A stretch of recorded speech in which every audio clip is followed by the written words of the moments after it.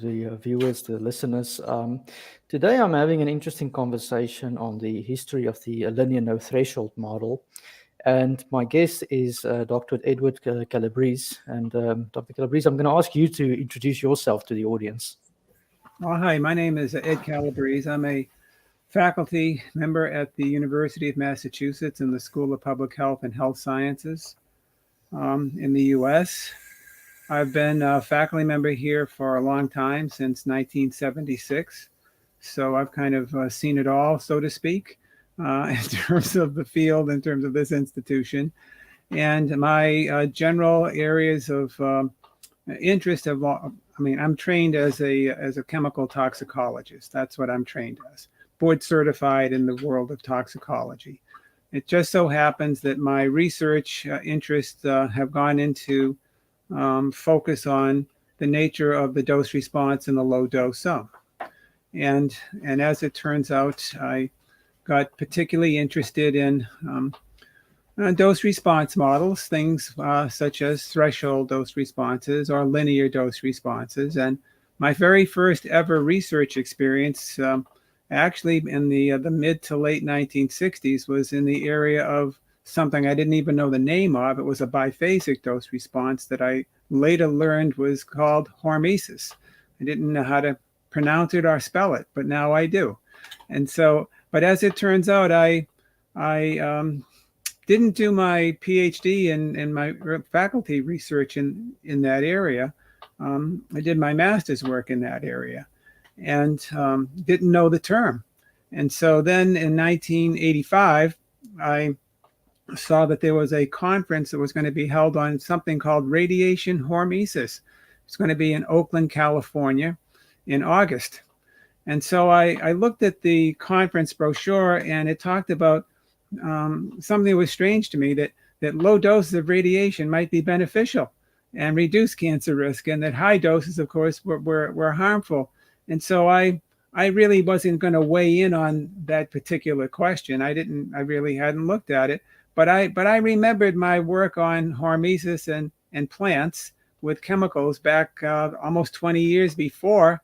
And I said, I've seen a biphasic dose response, and I studied that in great depth. And I said, biology is biology. And I said, if they're seeing biphasic dose responses and with cancer and radiation, if they think they are, well, I know for sure that I saw it in plants. I said, maybe there's a relationship between the two of them. There just might have to be. So I called up the director of the conference, whose name was Leonard Sagan, who was the medical director of the Electric Power Research Institute in California. And I told him my story. And so he asked me all kinds of questions. He thought that were people biased against publishing my work? And I said, I wasn't sure. I said, but to be honest with you, I said, I submitted my paper for publication to about 6 different journals before it was accepted. Right. And he said, well, why was it rejected? I said, well, it was the first paper that I ever tried to publish on my own. I really wasn't particularly skilled at it, but the reviewers kept telling me how to make it better. And so on the 7th try or 6th try, whatever it was, I finally got it in. And when I published the paper, it was not published with the term hormesis because I didn't know it at the time. I just said it was a low dose stimulation and a high dose inhibition, forgot all about it, and moved on to become an insecticide toxicologist. That's what I was trained as. But when was this, when you first published the paper? Well, I started the work the first observation was in November of 1966. Okay, 1966. So just for record, that's when my mother was 6 years old, Well, okay, so I'm 150 years old now.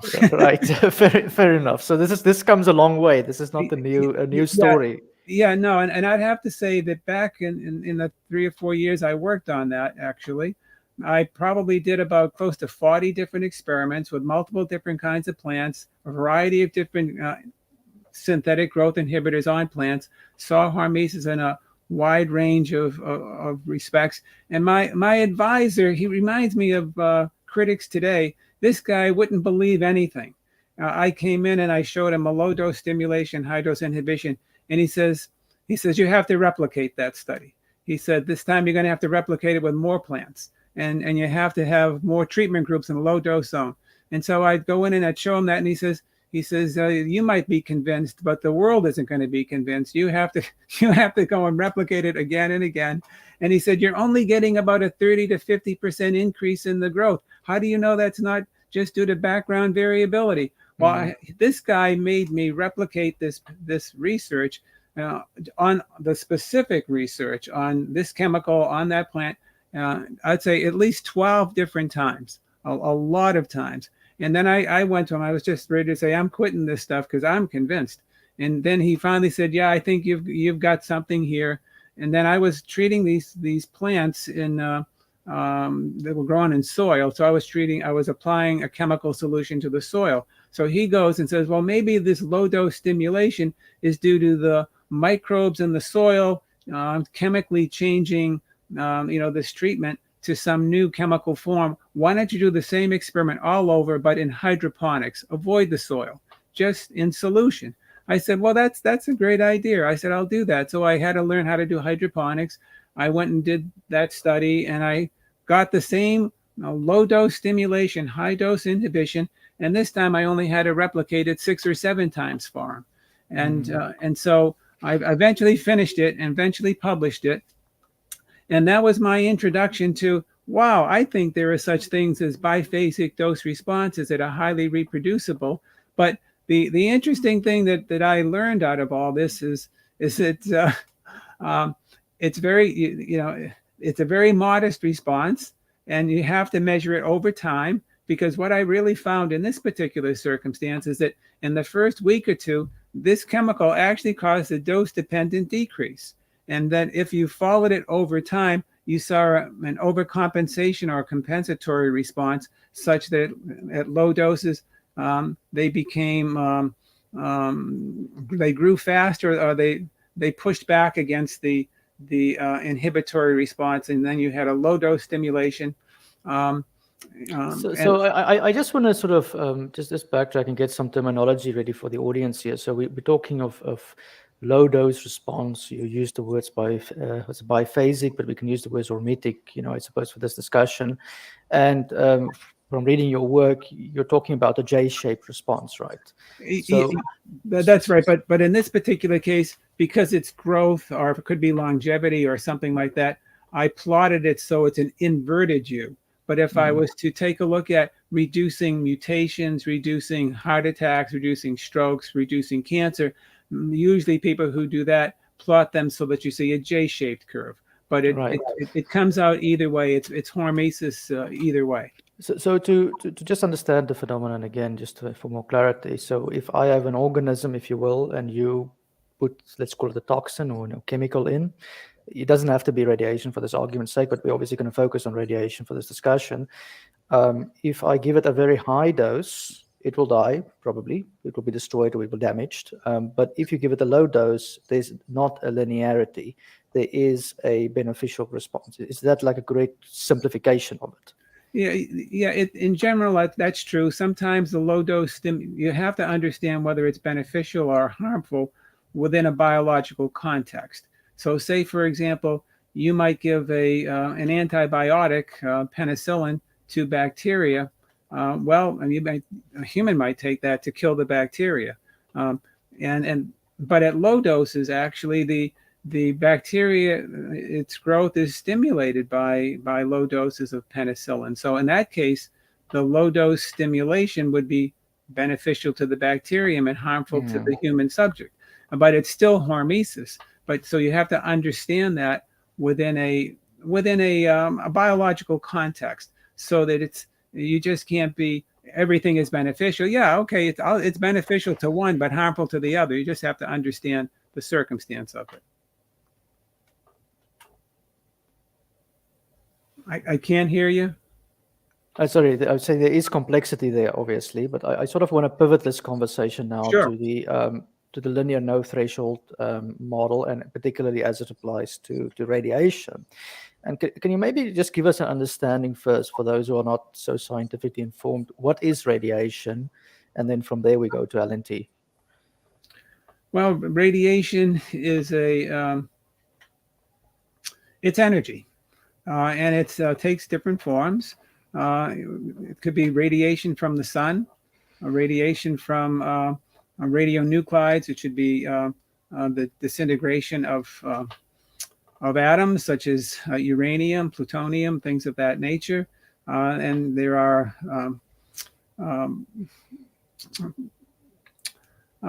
particles that would release it, and others are going to be coming in from cosmic rays that would be from a galactic sort of a source. So you have different types of sources of energy, and these energies have different properties, and we're going to collectively call them radiation, and they have the capacity to impact biological systems in ways that are dose dependent, highly profound in that fashion. And is the distinction between ionizing and non-ionizing radiation important in this discussion? Yes, it is, because we're going to be talking about cancer for the most part. And in this particular case, what we're really going to be dealing with cancer is we're going to be talking about mechanisms of cancer. And the underlying mechanism of cancer has long been thought to be related to mutations. And mutations are going to be ultimately tied into DNA structure. And if you're going to alter DNA structure by causing a mutation, you're going to have to cause some damage to that DNA. You're going to have to basically steal some electrons, have other kinds of changes in it, and you're going to create ionic conditions. And that's why they might be calling ionizing radiation, because well, in this case, you'd be creating ions in the air. You'd be changing molecules in the air and measuring the amount of ionizations in the air. But you could have ions being formed in solution in other kinds of circumstances by basically robbing electrons from atoms and then trying to measure the extent to which that's taking place. Okay, that's an important thing. So you sort of guided the conversation to where I want to go with this, which is the mutation assumption. So let's start with the linear no threshold model, and maybe you can explain the history of Hermann J. Muller, who won the Nobel Prize, I believe, in the 1930s for discovery that radiation causes mutations. You maybe sort of picture that experiment and what that was all about.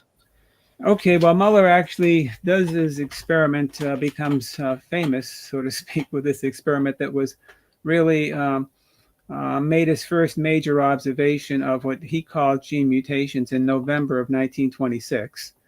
And he did 3 experiments. And these experiments took him from November to August of 1927. And but in July 22nd of 1927, he published what I'd call is a preliminary paper, or a paper that in the journal Science, a big time major journal, that and Nature being the 2 biggest journals in the world. And he publishes a paper entitled Artificial Transmutation of the Gene. And that was his way of saying that he artificially, outside the system, he was able to induce not just alter, but he was altering genetics, but he was calling it the gene, the artificial transmutation of the gene. And that was very important for him, because Muller was very interested in evolution and in trying to come up with a mechanism to explain evolution. And I mean, Muller was not interested in cleaning up hazardous waste sites, and he wasn't interested in the kinds of he didn't know that there was going to ever be an EPA or other kinds of regulatory organizations out there. I mean, this was 1926, 1927, before the environmental revolution. Muller was still dealing with evolutionary questions. He was dealing with fighting those battles that were going on in the biological world, and people arguing over the Origin of the Species book and Gregor Mendel's work with genetic distribution of traits and so forth. But to actually explain evolution, you needed to come up with a mechanism. How did we get here? What's the origin of all this diversity? How are new species formed? People had lots of arguments and debates on this, but they really needed a mechanism. And they knew there were such things as genes, and they were, responsible for traits and passing on traits and things of that nature. But they really didn't know, you weren't going to get evolution just by sexual reproduction and rearrangement of the genes that you had. You actually had to have a way to alter the genes to ultimately lead to all these vast changes that we could see in life. And so a lot of people tried. When Muller was a young graduate student back in around 1911 in Columbia University in New York City, his group, working under Thomas Hunt Morgan, his professor, and fruit flies, they were trying to see if they could induce mutations any which way they could. They weren't in love with radiation. They were just in love with the fruit fly, and they were in love with its capacity to perhaps be able to, maybe, as a model to study gene mutation. But I'd have to tell you, they threw everything at that fruit fly, everything except the kitchen sink. They used the most toxic chemicals that they could possibly find, the highest doses that they could use, and they couldn't do it. They used radium, they used X-rays. They tried a lot of different ways. They heated them up, they cooled them down, they spun them around. They were trying very, very hard to induce mutations, and they failed. So they were really trying to hurt fruit flies at that time. Yeah, and they anesthetic gases, any kind of a way that you could possibly do this. And so this had a profound effect upon Muller. Muller came to the conclusion, rightly or wrongly, but he came to the conclusion that that the genome was extremely stable. And he and others stated the following, that they had, in their collective observations, of course, fruit flies can reproduce unbelievably fast, but they claimed that out of observing about 20 to 25 million fruit flies, I don't know how they counted them all to come up with 20 to 25 million. I mean, that's I'm sure it's a guesstimate, but I've seen that number bantied around in their articles, that they observed 400 visual mutations. And these occurred, quote unquote, naturally, not by being induced. And so they knew that it was pretty irregular. This was a very weird thing, but they couldn't induce it. And so the race was still on. He was still trying to figure out. They knew the answer to evolution had to be in how you could induce, or could you induce, or something had to be inducing these mutations, because we're here. We are here, and we see giraffes, and we see insects, and we see fish and dogs and all these other creatures in life, and everything. It's so diverse, and it's all these different genes and all these changes, and we can't figure out how to actually induce a gene mutation. That nature has been figured out how to do it, but we can't figure out how to do it. So I sort of would understand that the paradigm was of the time was Darwinism, you say origin of species, evolution, and they were looking for a mechanism, and they were trying their level best to knock anything into a fruit fly to induce mutation, right? Exactly. Okay, and then Muller sort of does this with radiation, but you wrote that he neglected to propose an alternative hypothesis. For the repair failure, something of that sort. Can you maybe explain what was the issue with Muller's experiment from the get-go? Yeah, well, basically what Muller realized, that Muller failed all these, and he wasn't the only one who was failing. And I'd have to say that Muller also was in a race with others to be first. I mean, there are probably 5 or 6 other groups, some working with plants and some working with animals, and they know that there's going to be a big prize for who discovers this first, okay? And they're not telling each other where they are in this process, okay? Muller doesn't know this, but he has a competitor who's 3 months behind him, just 3 months behind him, right? So it's very, very interesting what's going on. But what happens here is that Muller, why he becomes successful is that people may have been producing gene mutations, but they really couldn't differentiate a gene mutation from natural background, natural variability.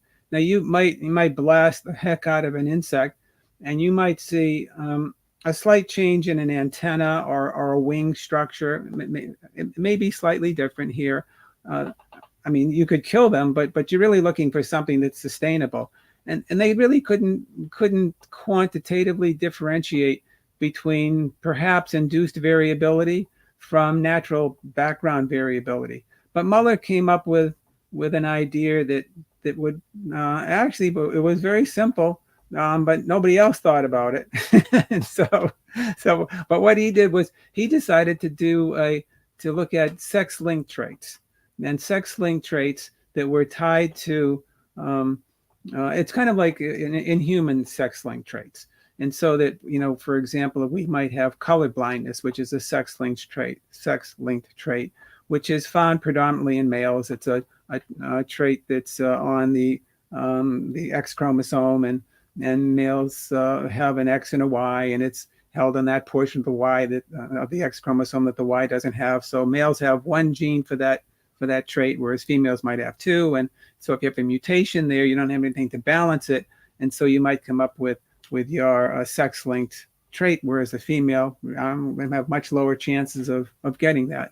It's not exactly the same, but it's very comparable from a research perspective, what exists in the fruit fly, and you can study that. But the interesting thing is some of these sex-linked traits, because the fruit fly only has 4 pairs of chromosomes, so its whole operations being handled by 4 pairs of chromosomes, whereas we have 23 pairs of chromosomes. So if you might have more sex-linked traits tied into perhaps more significant endpoints on one of those chromosomes than within a human. Well, some of those traits are actually related to survival traits, many survival traits in these insects. And so if you could cause a mutation there, it could be ultimately a sex-linked mutation, could be easily related to death in the insect. And so Muller came up with this interesting idea that rather than getting all bogged down in variability, that it's like chasing your tail and you can't win an argument, have I induced a mutation or not a mutation? If I could induce mutation that resulted in the death of the male in the next generation, then it wouldn't be a question. Did we have a mutation or not a mutation? We would know just because of the absence of the males in the next generation. And so Muller did this, came up with this little concept, and then he had some other little technical nuance that prevented crossing overs of his chromosomes, that just made it a bit more cleaner in his interpretation. And Muller came up with a system that actually, for the very first time, gave a definitive answer that you could see if you were actually causing some sort of genetic damage to this next generation. That was it wasn't like, as Muller was, you might think that he was godlike and his ideas were just tremendous and so forth. And I wouldn't want to diminish anything that he did, but it was, sometimes the most creative things are so obvious, but nobody else can see it, and nobody else could see what Muller saw. And so I give him credit for that. But when you look at it years later, it didn't seem to be so hard, like everything else. Once it's discovered, it seems easy to have discovered it, right? But it was not easy at the time. But what happened with Muller here is that, and this becomes really significant, Muller is able to with very high doses of radiation. I mean, they tried everything. So Muller he didn't start out by using low doses of radiation. Muller started out by using very high doses of radiation.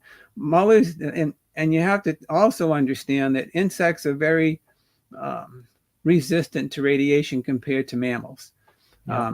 And so And so when Muller was belting these animals with radiation, these really X-rays, he was giving a dose that was killing a high percentage of his animals. I mean, he was on the borderline of lethality and sterility. I mean, it's this is so he's knocking off or killing a certain percentage of his insects, and then another large percentage of his insects are going to be sterile or partially sterile, and a slow percentage maybe are they're hit pretty hard with a lot of high dose radiation, but maybe they're able to have some offspring, and so he's pushing his doses because he thinks that's probably what he has to do, so when he had 3 experiments, but the first experiment, he had 4 doses. The low dose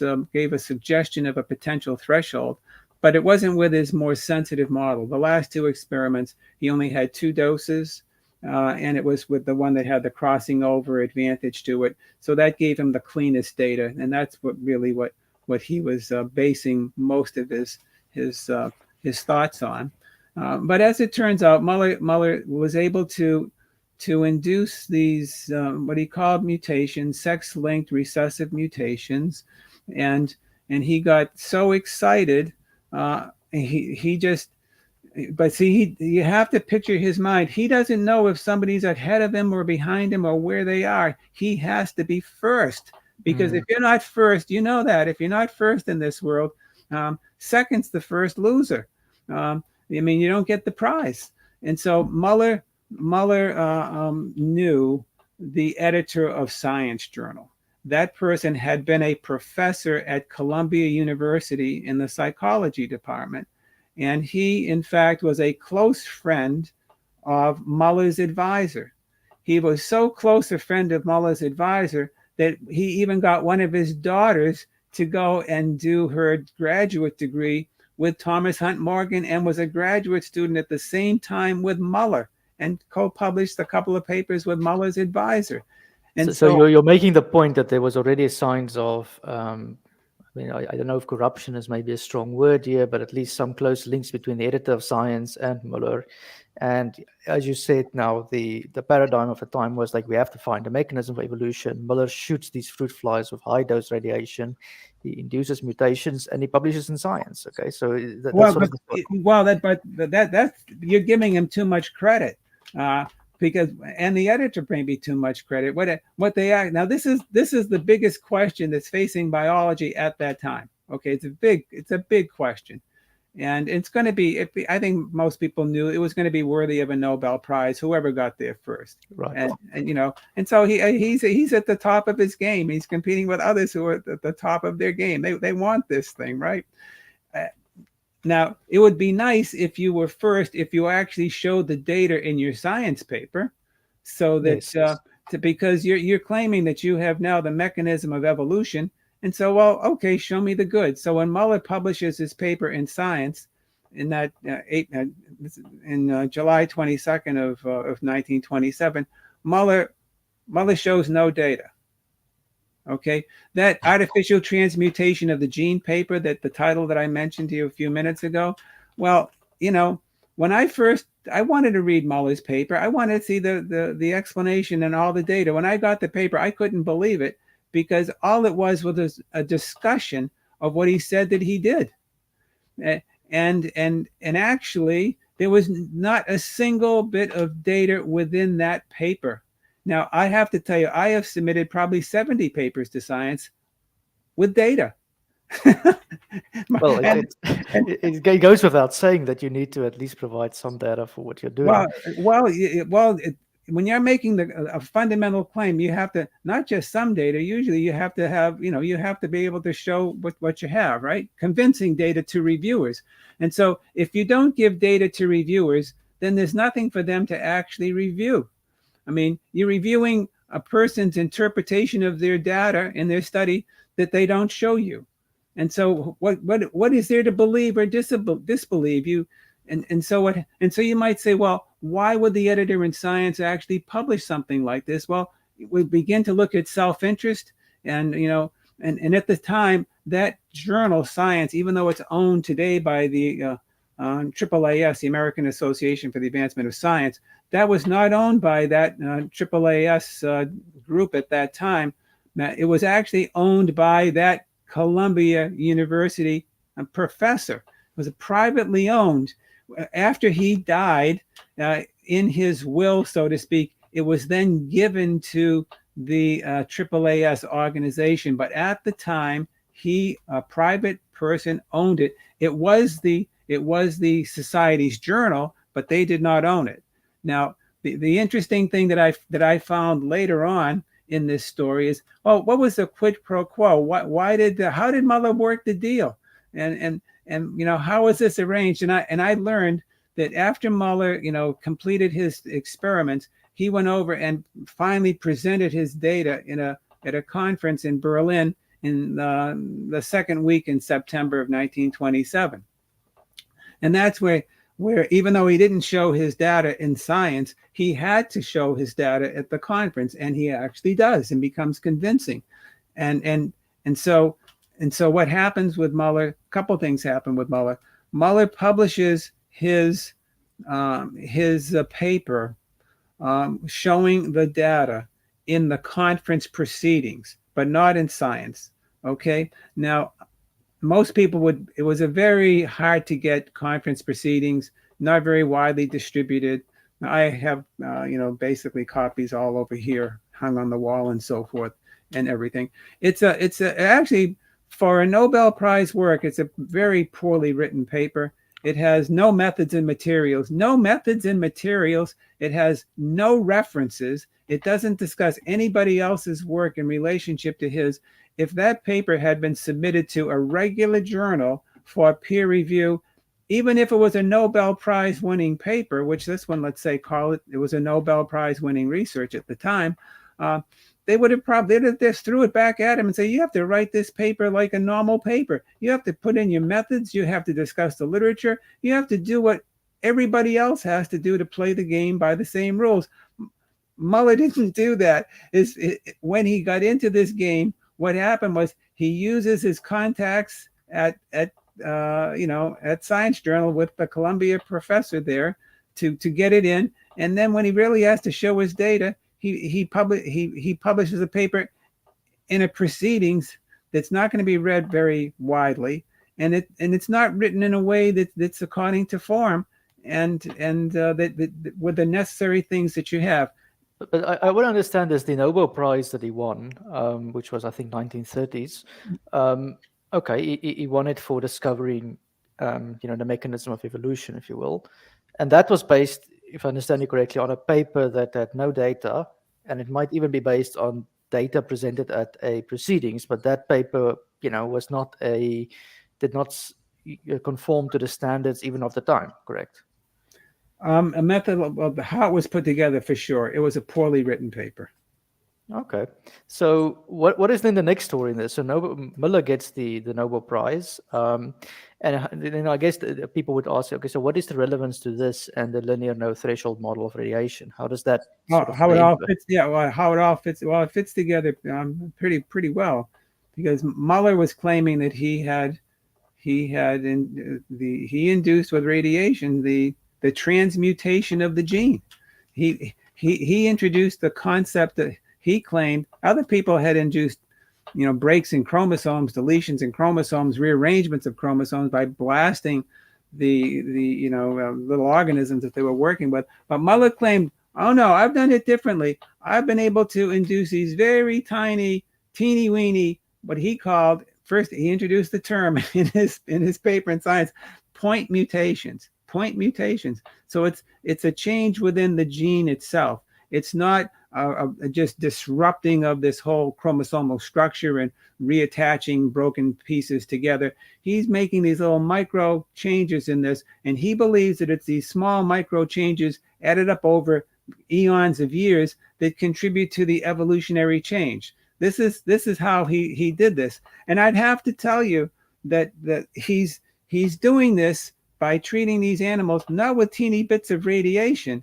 He's inducing these changes by giving them doses of radiation that are on the borderline between lethality and sterility. It's extremely high doses of radiation.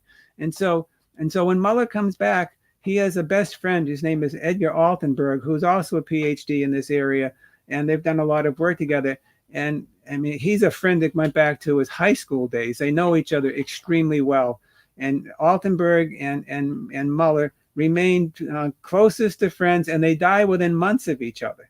They long life, and they live, a very, very, very close relationship. So Altenberg is one of the few people, and Altenberg is almost as smart, maybe as smart as Muller. They're both really exceptional people.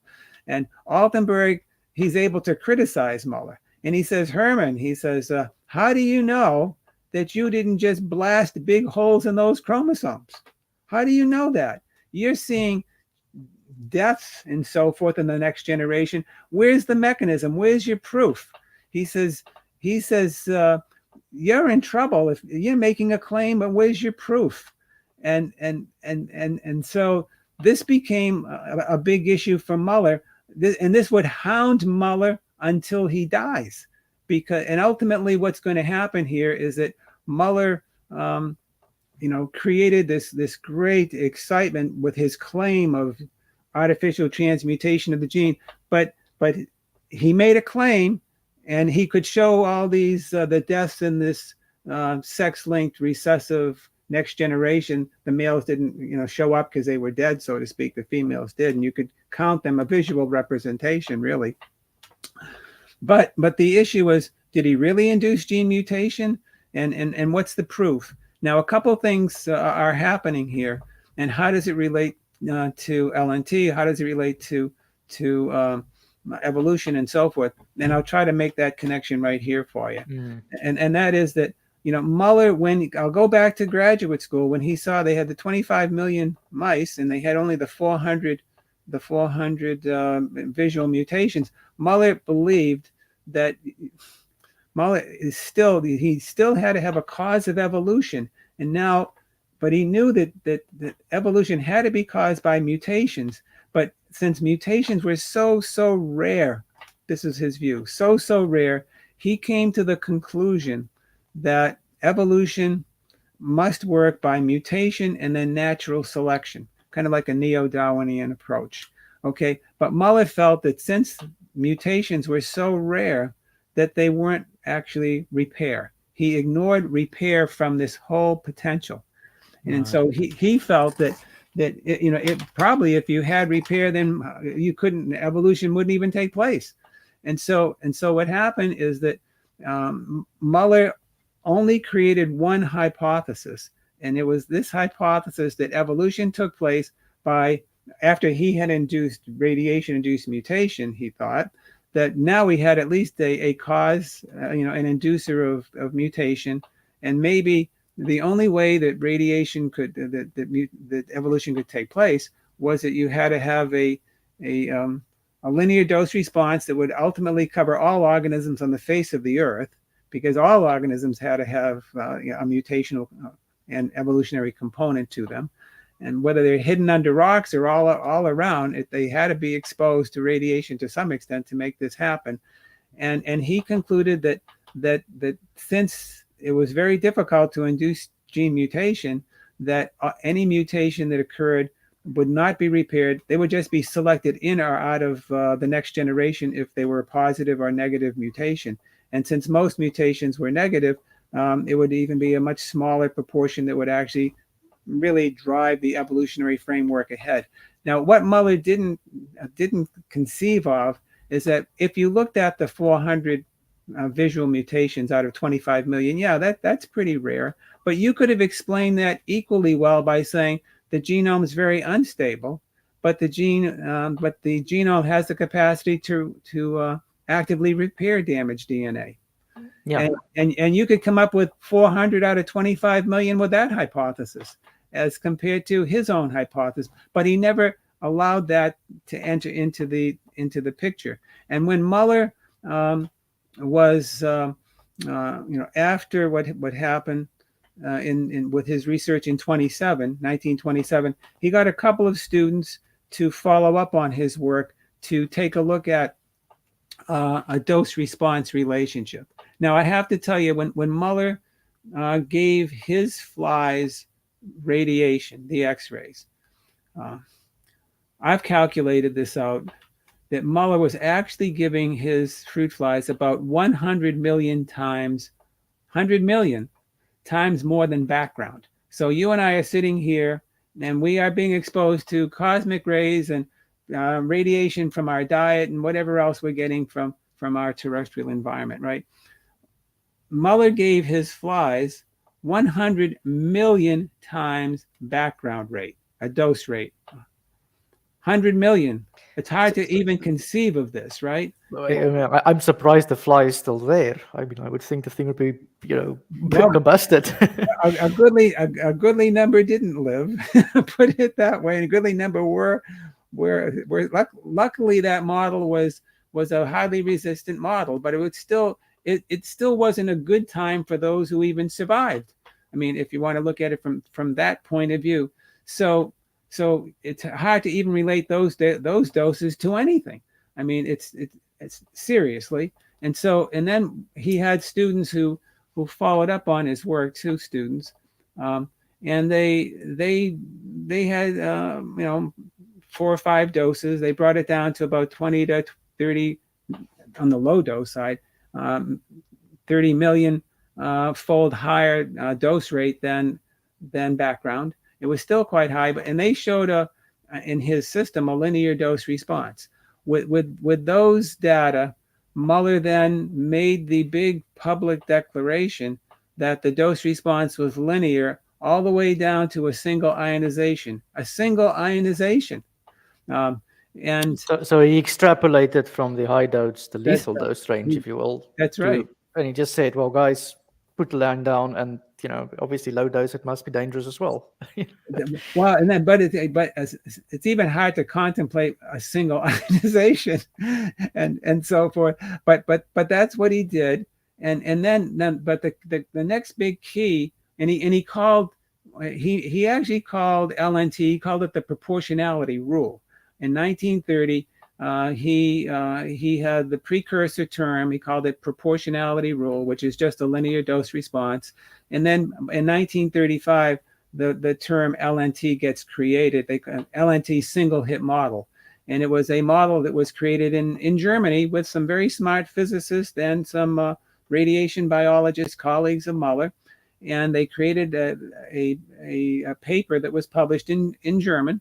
And it laid this out. But the big key when they put this model together, which is based on something called target theory, targeting the gene with a single hit, that model deliberately had no repair in it. Okay, it deliberately had no repair. So the whole initial thinking was actually was based on that framework. And little did Muller know that DNA repair does exist. It would be discovered. It would be operational in all organisms from bacteria to man. And it was a very significant part of why we are here today. We couldn't live without it. And Muller had developed this entire framework that relates to an LNT that's based upon an incorrect assumption, a fundamentally incorrect assumption that we do not have a repair component that takes care of genetic damage that he was inducing. And so, as the twig is bent, so grows the tree. And this model, this single hit model, it projects all the way to the creation of the US EPA and other regulatory agencies across the globe. And they adopted this under the assumption that this linear dose response relationship right from the get-go should be operational in regulatory policy today, and it is. And with a but in your article, you highlighted that there were people at the time that were quite skeptical of these conclusions. As time wore forth, and particularly with the Manhattan Project, this was not the norm at the time, correct? Well, it's the doubters of Muller there were many. Just because he's the smartest guy in the room, perhaps, and the loudest and the most aggressive, didn't mean that other people, bought into everything that he was thinking. And as it turns out, I mentioned that his best friend, Edgar Altenberg, says, how do you know you didn't blast big holes in the chromosomes? And as it turns out, this one of his colleagues, Challenger, Louis Statler from the University of Missouri, he's working with plants. And he was only 3 months behind Muller. He published his paper in Science and actually showed all his data when he published his, right? But as it turns out, he had a colleague by the name of Barbara McClintock, who would later win a Nobel Prize herself in genetics. But McClintock was a really great cytogeneticist. She was working with plants compared to fruit flies. And she had developed very, very refined staining techniques. And so Statler had asked her to take a look at his gene mutations in his corn plants, right? So she does her fancy staining with his chromosomes in the corn and so forth. She comes and says to him, Louis, I hate to tell you this, but you didn't induce a gene mutation. You just poked significantly large holes in your chromosomes. She says, you're deluding yourself. And he got angry. He wouldn't believe her. And they fought tooth and nail. And after about 3 to 6 months, she convinced him that she was right and that he was wrong. And so he said, oh God, he says, my paper in Science, I got the wrong interpretation. But he then says, oh, he says, well, if I'm poking holes in my chromosomes, well, guess who poked holes in his chromosomes, right? It was Muller. And so then what happened is that several things happen. One is that 1932, they have the next big of this genetics congress. Instead of in Berlin, they bring it over to the United States and they hold it at Cornell University. Muller's a big time guy. Statler's a big time guy. And there were three plenary talks on mutation. They were giving 2 of them. And Statler stands up and says, Muller didn't induce gene mutation. Okay. He basically was poking large holes in his chromosomes. And he was confusing an observation with a mechanism. And Muller, at the same time, Muller knew he was in trouble. And Muller knew, well, how's he going to prove a mechanism? Because he's claiming he did. And so Muller had this idea that, well, I'll study reverse mutation. If I take my little fruit flies and they have red eyes and I mutate them to white eyes, if I can get them to mutate back to red, it'll mean that the mutation reversed and the gene was still intact, except a little dinky little, micro change. Point mutational change. It's just point mutational changed back. And so Muller had this idea that he could prove that perhaps the genome was still okay. And as it turns out, Muller took this idea and he went with it for a long time. Other people joined in the fight. And the bottom line is, after 15 years or so, 16 years of really digging into this, the general strong consensus is that Muller never proved his case, could not use this. And in fact, one of the interesting things is that in 1938, 39, he's over in the Soviet Union. Ultimately, he's going to for different reasons, and his biographer writes, who was his last PhD student, says that Muller, as a result of all the criticisms and all the failures to produce, to get this reverse mutation to work, they had come up with some other mechanisms by which some of these observations that he had could be explained.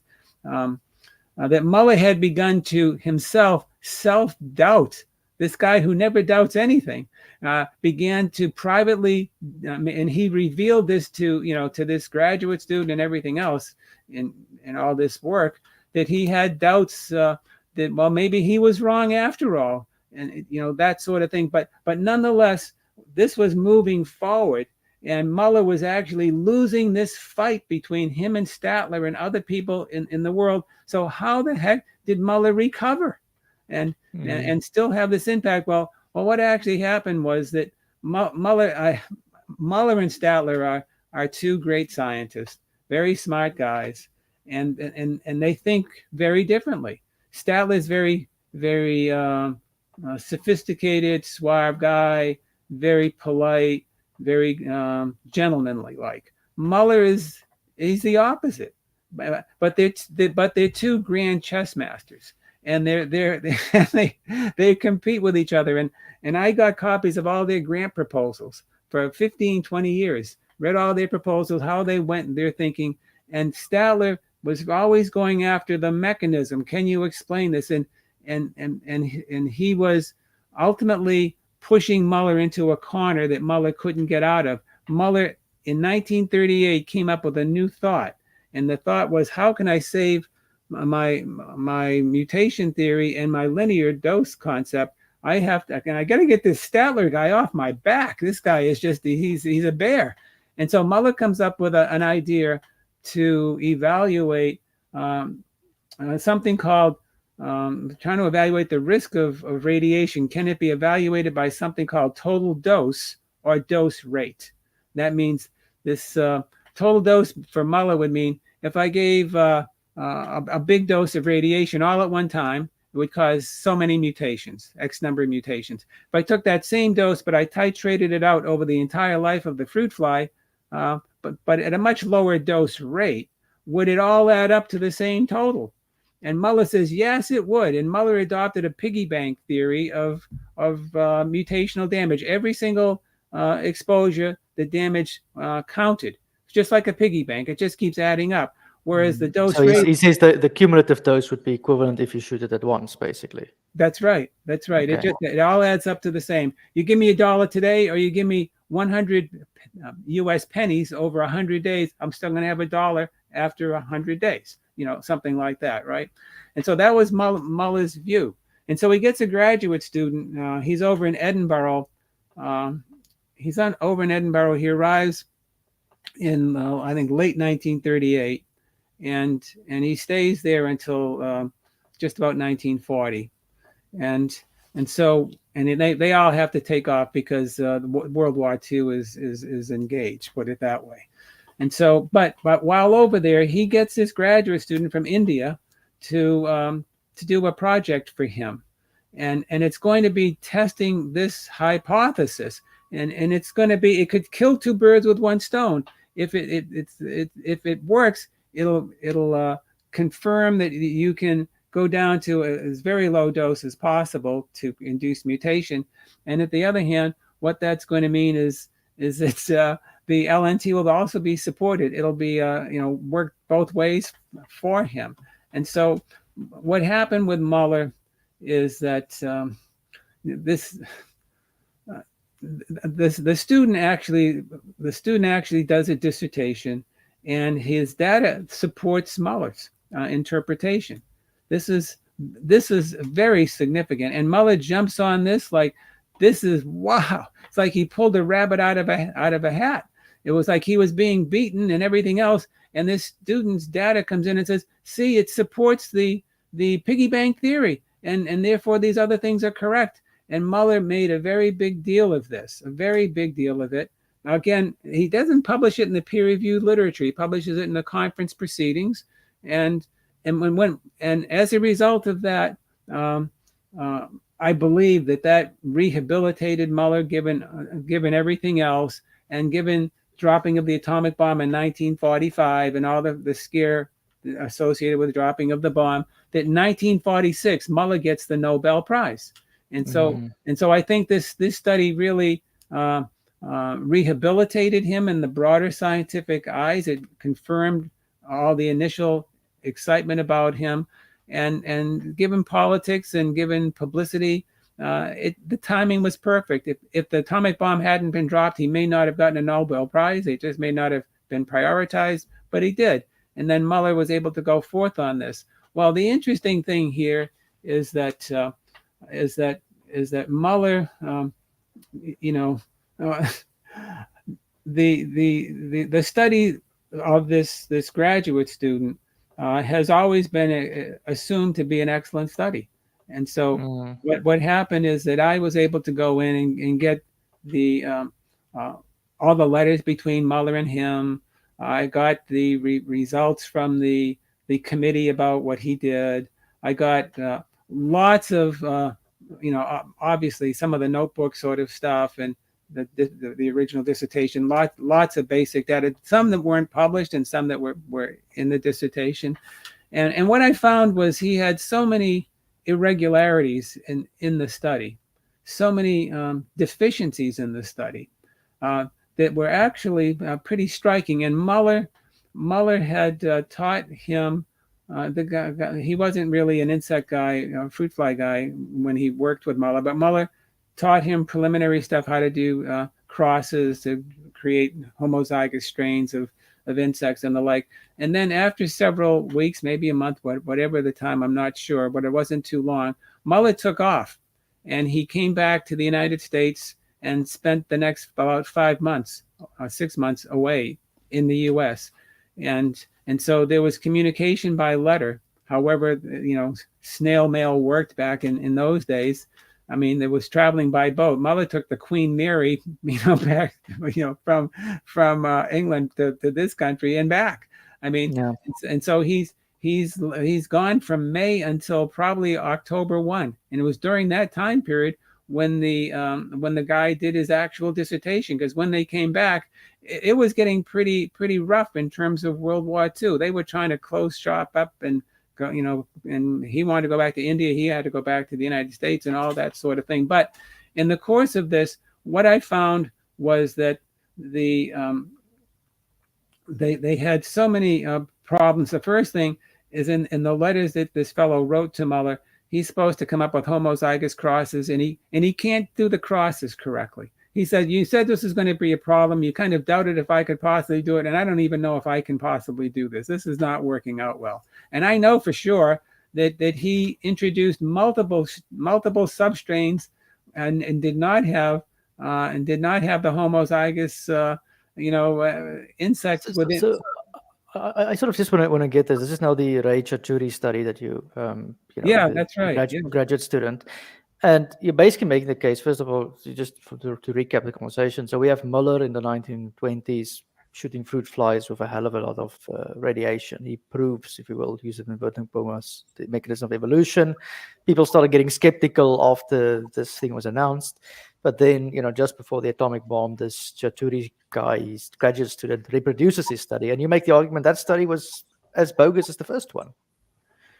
Oh, well, that's true. It's even worse because it's very interesting because they're using radium to expose this time instead of X-rays, and so one of the interesting things, he's using a pretty high dose of radium, and I know from the Manhattan Project studies when they used radium there. They had to use, they had the control group and they had the treatment group right next to each other in the same room. But the gamma rays which are being given off, the gamma rays could actually pass through the containers and go from one incubator to the other and could significantly expose the control group. And they had to put up lead shields to block this. And even the lead shields they used in the Manhattan Project were 99% efficient in blocking the gamma rays, and yet they still got a very significant exposure to the control group, even in the Manhattan Project. Here they're using considerably higher exposure to the to gamma rays. And one of the interesting things that I found one morning, I woke up at 4 o'clock and I said, I can't remember if they used lead shielding. Did he say it in the dissertation? And so I ran into my office. I got the dissertation, got the papers. I'm scrambling through this whole thing. I said, they never mentioned where the incubators were. They never mentioned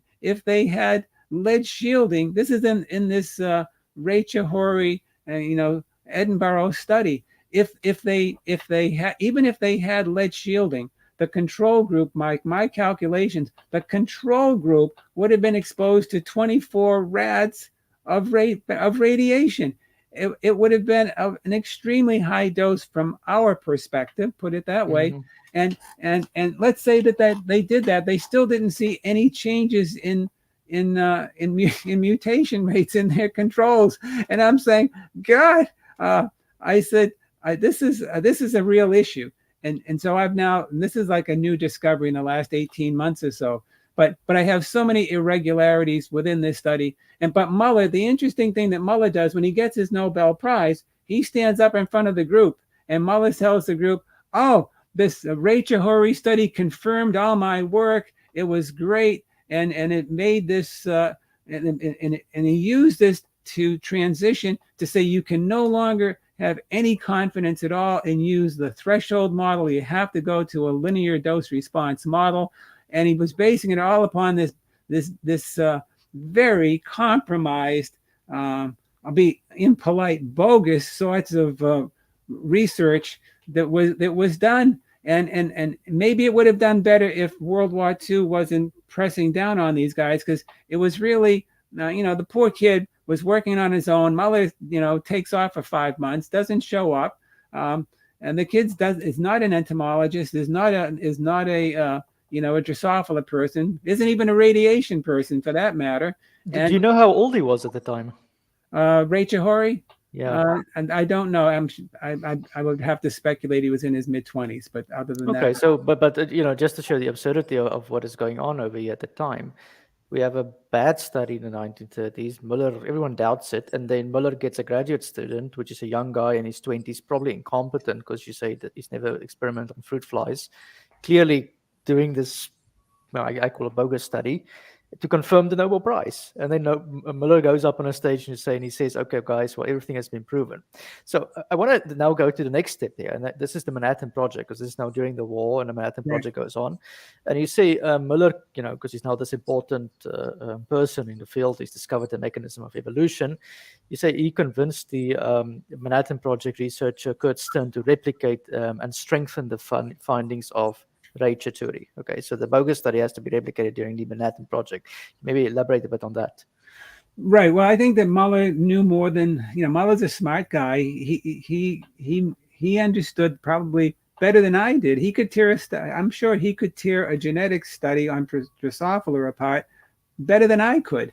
And I did a pretty good job with tearing this one apart, but Muller's at a different level than I am on this, I am sure. And so Muller probably knew that he needed to have confirmation of this, and he acknowledged in a letter to Stern that I have that in fact they were working with strains that were mixed. They weren't homozygous strains. It added a second variable into their study design. They had multiple substrains of Drosophila that were differentially different proportions in the control group and the multiple treatment groups. I mean, it was like comparing apples to oranges, and you're supposed to just be studying radiation differences, and you have multiple variables, and plus there are other things just as bad that I've written about in the paper that we won't go into right here. But yes, it's to compromise the study. But in the Manhattan Project, he convinces Kurt Stern, who is the professor in charge of things. And this is one thing just to understand the Manhattan Project, big time project, lots of resources, really being done at the University of Rochester, some really good people there. And they're not putting all their eggs into one basket like the fruit fly. I mean, nobody in their right mind would want to base human risk assessment on a fruit fly, right? I mean, or a blowfly or a horsefly, cowfly, any kind of fly, right? They're useful because they're cheap. You can get a lot of them fast. You can study mechanisms, and you can do lots of things. But you don't really want to extrapolate to a human from a fly. Now, a mouse, that's a different other category. People do that routinely because it's a mammal and so forth. So there were two big groups that were going on at Rochester, and they're very competent people, a lot of resources put into doing it. One is led by this guy, Dr. Donald Charles. And in the course of it, Charles ultimately, goes through over almost 500,000 mice. It's a lot of mice to go through, right? In that period of time. And I'd have to tell you, for a variety of reasons, not a single paper comes out on that within the time period.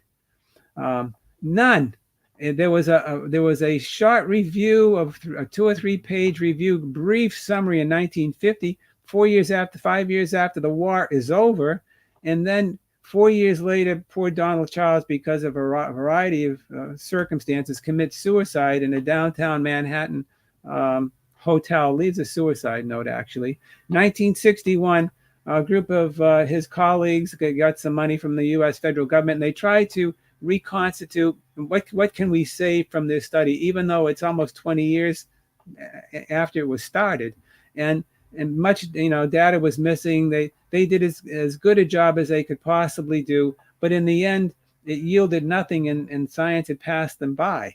And so the big Manhattan project that was to really give us the goods on low dose radiation within a mammalian model, what did we get from this? We got nothing from it.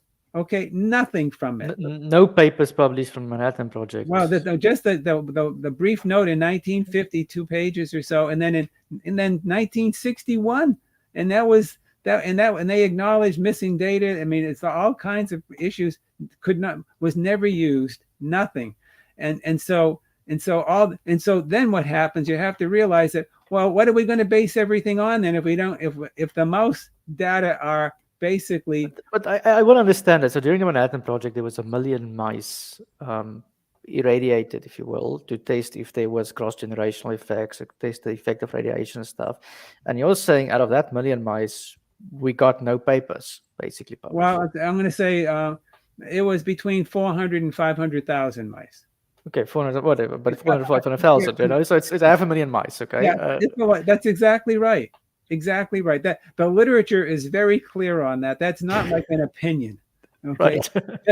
but we don't have any data on the mice, so we still go with the fruit fly and right. Yeah. So now Kurt Stern, who's in charge of the study out there, I mean, everything is on his shoulders now, right? So it's going to be the confirmation of this Rachel Horry study, and so right. Now what happens there is.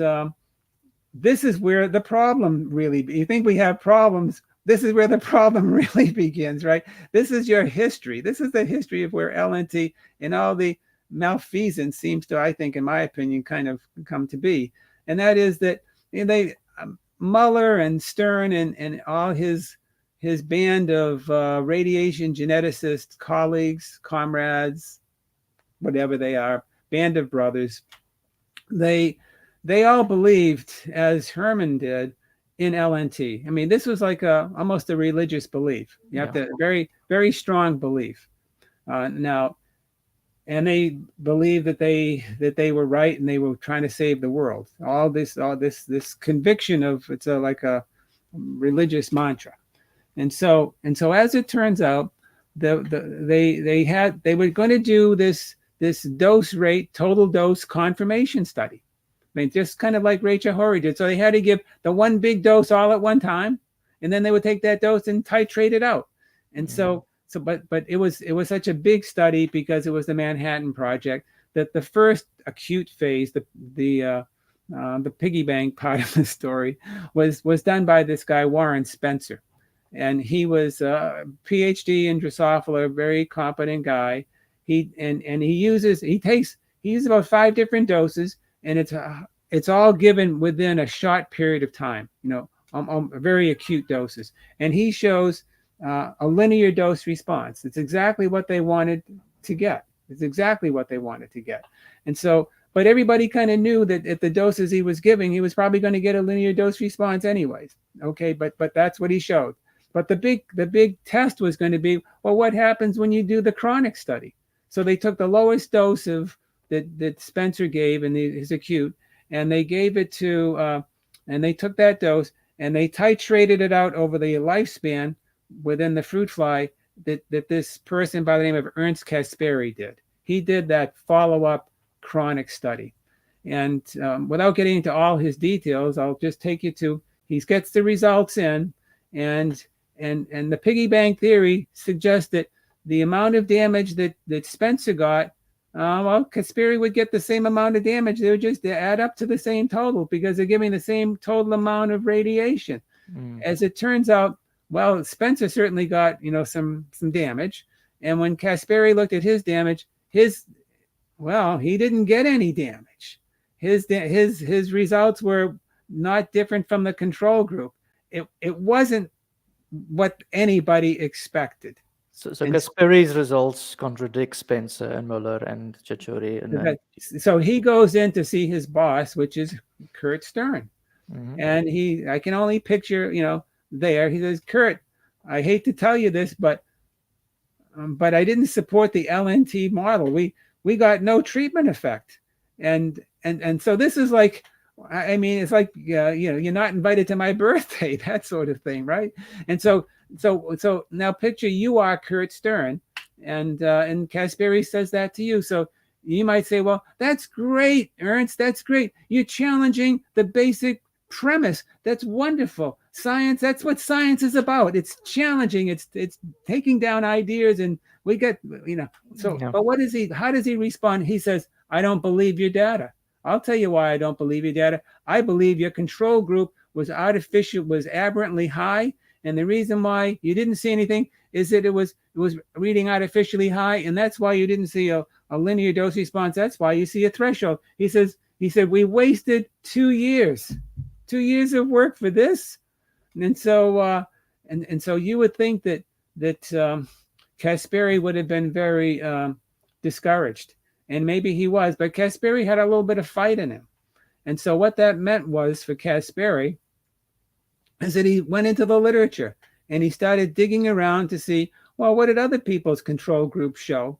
And how did it match up with his? And lo and behold, what he finds is that there are other people with that same model, and looking at control group mutation response, and lo and behold, Kasperi's control group fell right in the middle of what was in the literature. It was not reading aberrantly high.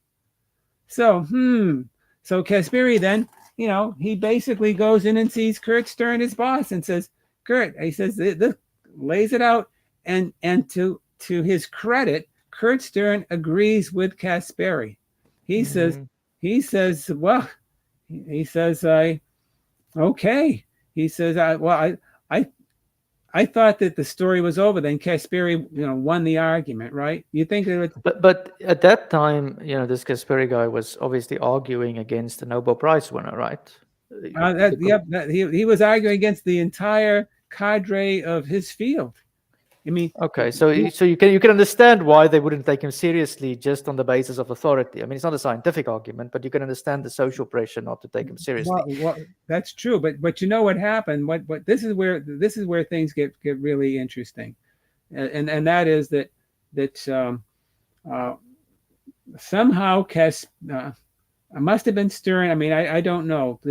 But between the two of them, the pressures on Kasperi, the ideology behind Stern, when they write up their manuscript, they write their entire discussion of their manuscript, and it was to state that these are our data, and we don't want you to accept these data, to believe in these data, because we don't know why they differed from the earlier Spencer acute study. And we have to find out why. And until we find out why, then you should not use these data.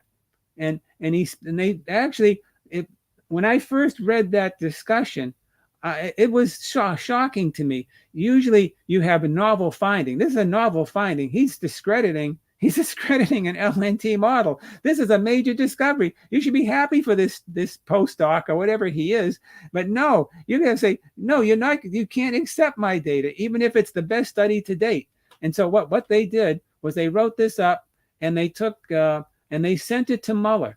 And along with the data set, the write-up and everything. And they knew that Muller was going to get a Nobel Prize because he had just been announced that he was going to get a Nobel Prize.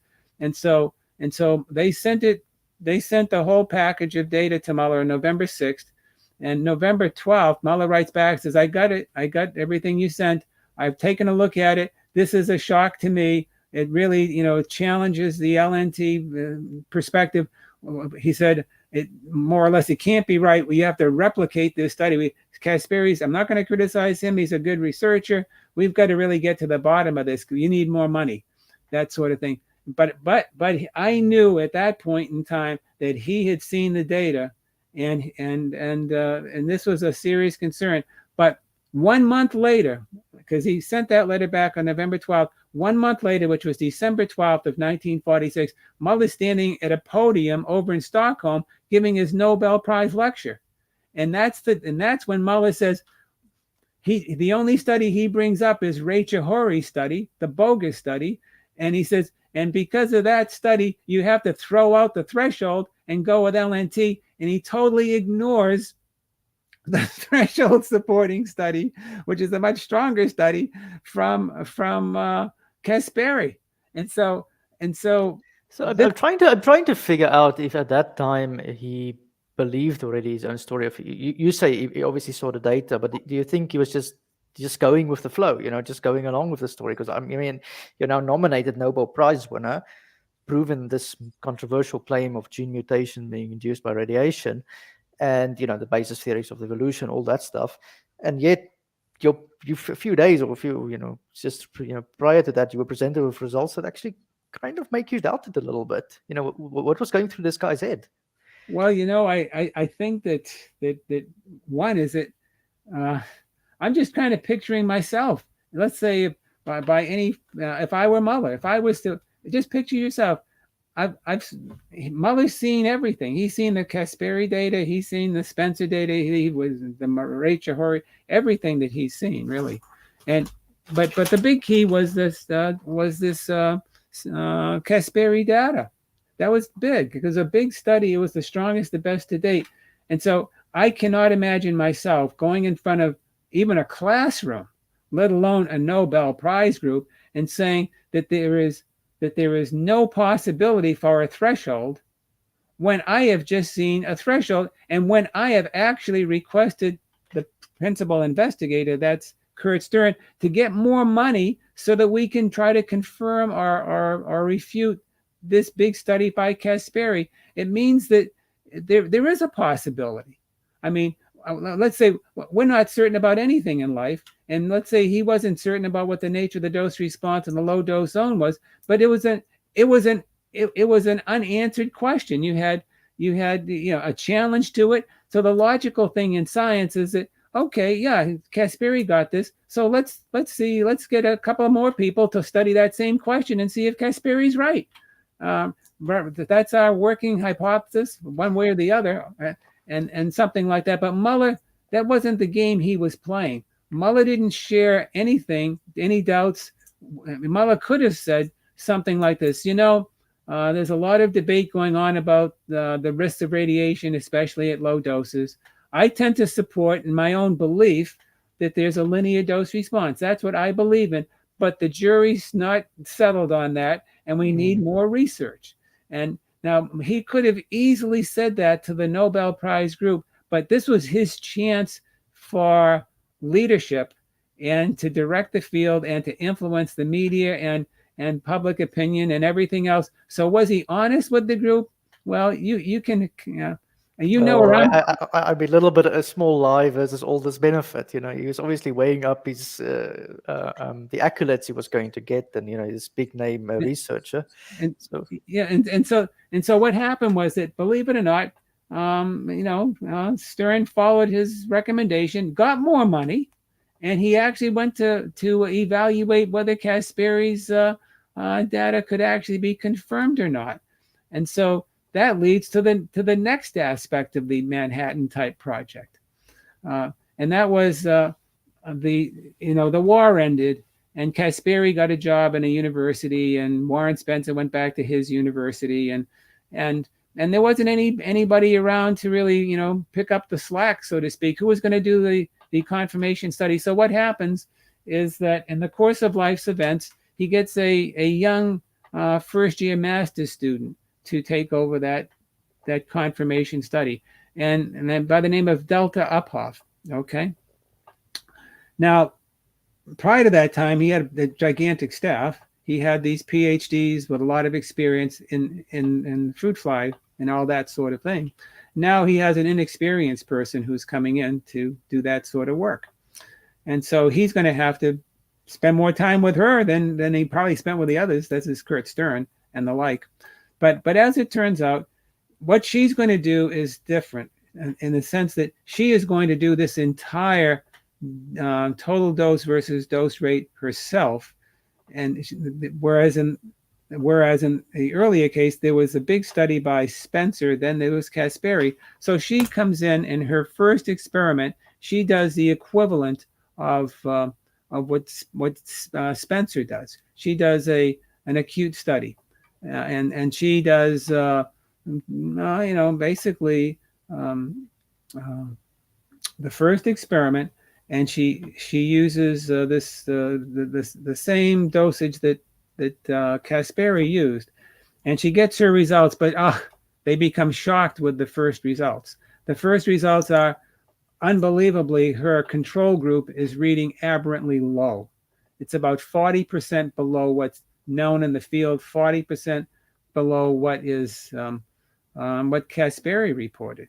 And so they're being funded by the United States Atomic Energy Commission, the AEC at the time.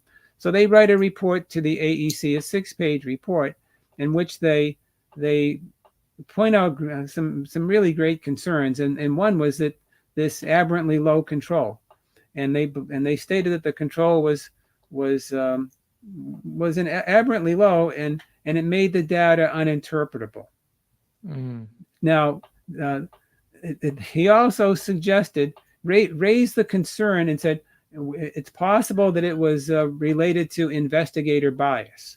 So he raised that concern. I've never seen that ever raised by anybody in my life as a principal investigator to send. I mean, you might think that there was bias on the behalf of a student or something, but you wouldn't tell your funding agency. I mean, it's like, it's something you would investigate internally. You wouldn't tell your funding agency. He writes that in the paper, and then he tries to say, well, we don't think so.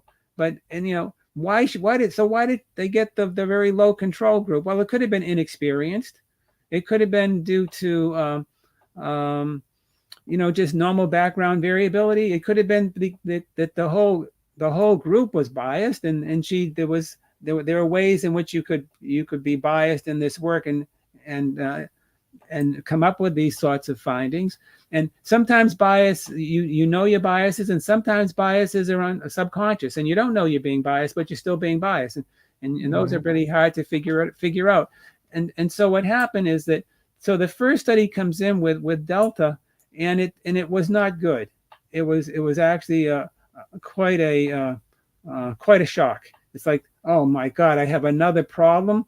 I can't use this study. So just want to clarify, how did they perform this study? What was their method this time? It was the exact same. Well, let's put it this way: Kasperi was using. She used one dose, and she what they did was they used aged sperm. So they mated the males and the females, and the sperm are passed to the female, and they're stored in a little organelle called a spermatheca, which is a storage sac in the female. And they waited for the 21 days or the 3 weeks, whatever it was, from the exposure from first time. And then at that point in time, they then exposed the females to the radiation. And so now one thing that's important here, and that is that they were when you age the sperm, the normal background mutation rate in a sperm, let's say it's about it may be something like oh boy, I'm going to say just for round numbers, let's say 10%. Okay, something like that. If you age the sperm out for 3 weeks, then the amount of mutations that you would see increases by about 2.5 fold. So it goes up to about 25%. Goes up a lot. And so there's a stress that is imposed on that system while they're waiting around in aging within that spermatheca. And then they go and they expose it to the radiation. Now, and that was the first study. What Kasperi did was different. Kasperi was giving low doses of radiation throughout the whole time, and then and the sperm were also aging. So, and then they compared the differences. Now you can see right off the bat we have a problem with this study, and that problem with the study that they never wrote about, that I somehow discovered this past year or so. They actually have two variables at the same time.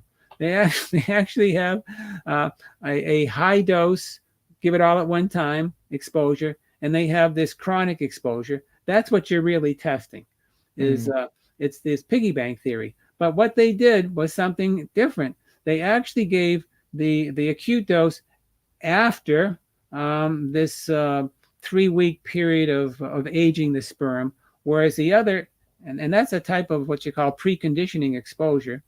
And then, but in the other case, what they did was they gave the exposures right along with it every single day in the chronic exposure. And so what you now have is introduced two variables into this study, and the study was flawed right from the get-go. It actually should never even. So you cannot conclude anything from the study, basically. Exactly. No. This study that Muller designed and that Kurt Stern designed, other people approved of, however they approved of it, was invalid, even if no matter what anybody says, it's invalid. Now the other thing that's happened on this is that she did 2 other experiments. And that was because they were concerned with this control group that was so darn low. So then they did a second experiment in which basically what happened with the second one was it tended to work out okay, except when they gave this, they got the control group was okay. It came out to the normal, what they would have expected, like Kasperi's control group, actually. So it came up, but the radiation exposure was such that and they gave, that's the problem, they gave a dose of radiation that was double what they really should have given, and but their control groups actually did not have. But when I estimated what a linear dose response should have been, the amount of mutations they got out of that was like 3 to 4 times greater than what an LNT would have done. So there was a problem with what was going on in that system, I felt. Then they replicated this out in California, and they got another very, very low control group again. And so they were when you looked at Delta Uphoff's study, you had 2 very low control groups, and then another situation where when they got a radiation effect, it was 3 to 4 times higher than what an LNT would have predicted. It was really kind of problematic. Now, what happened here is that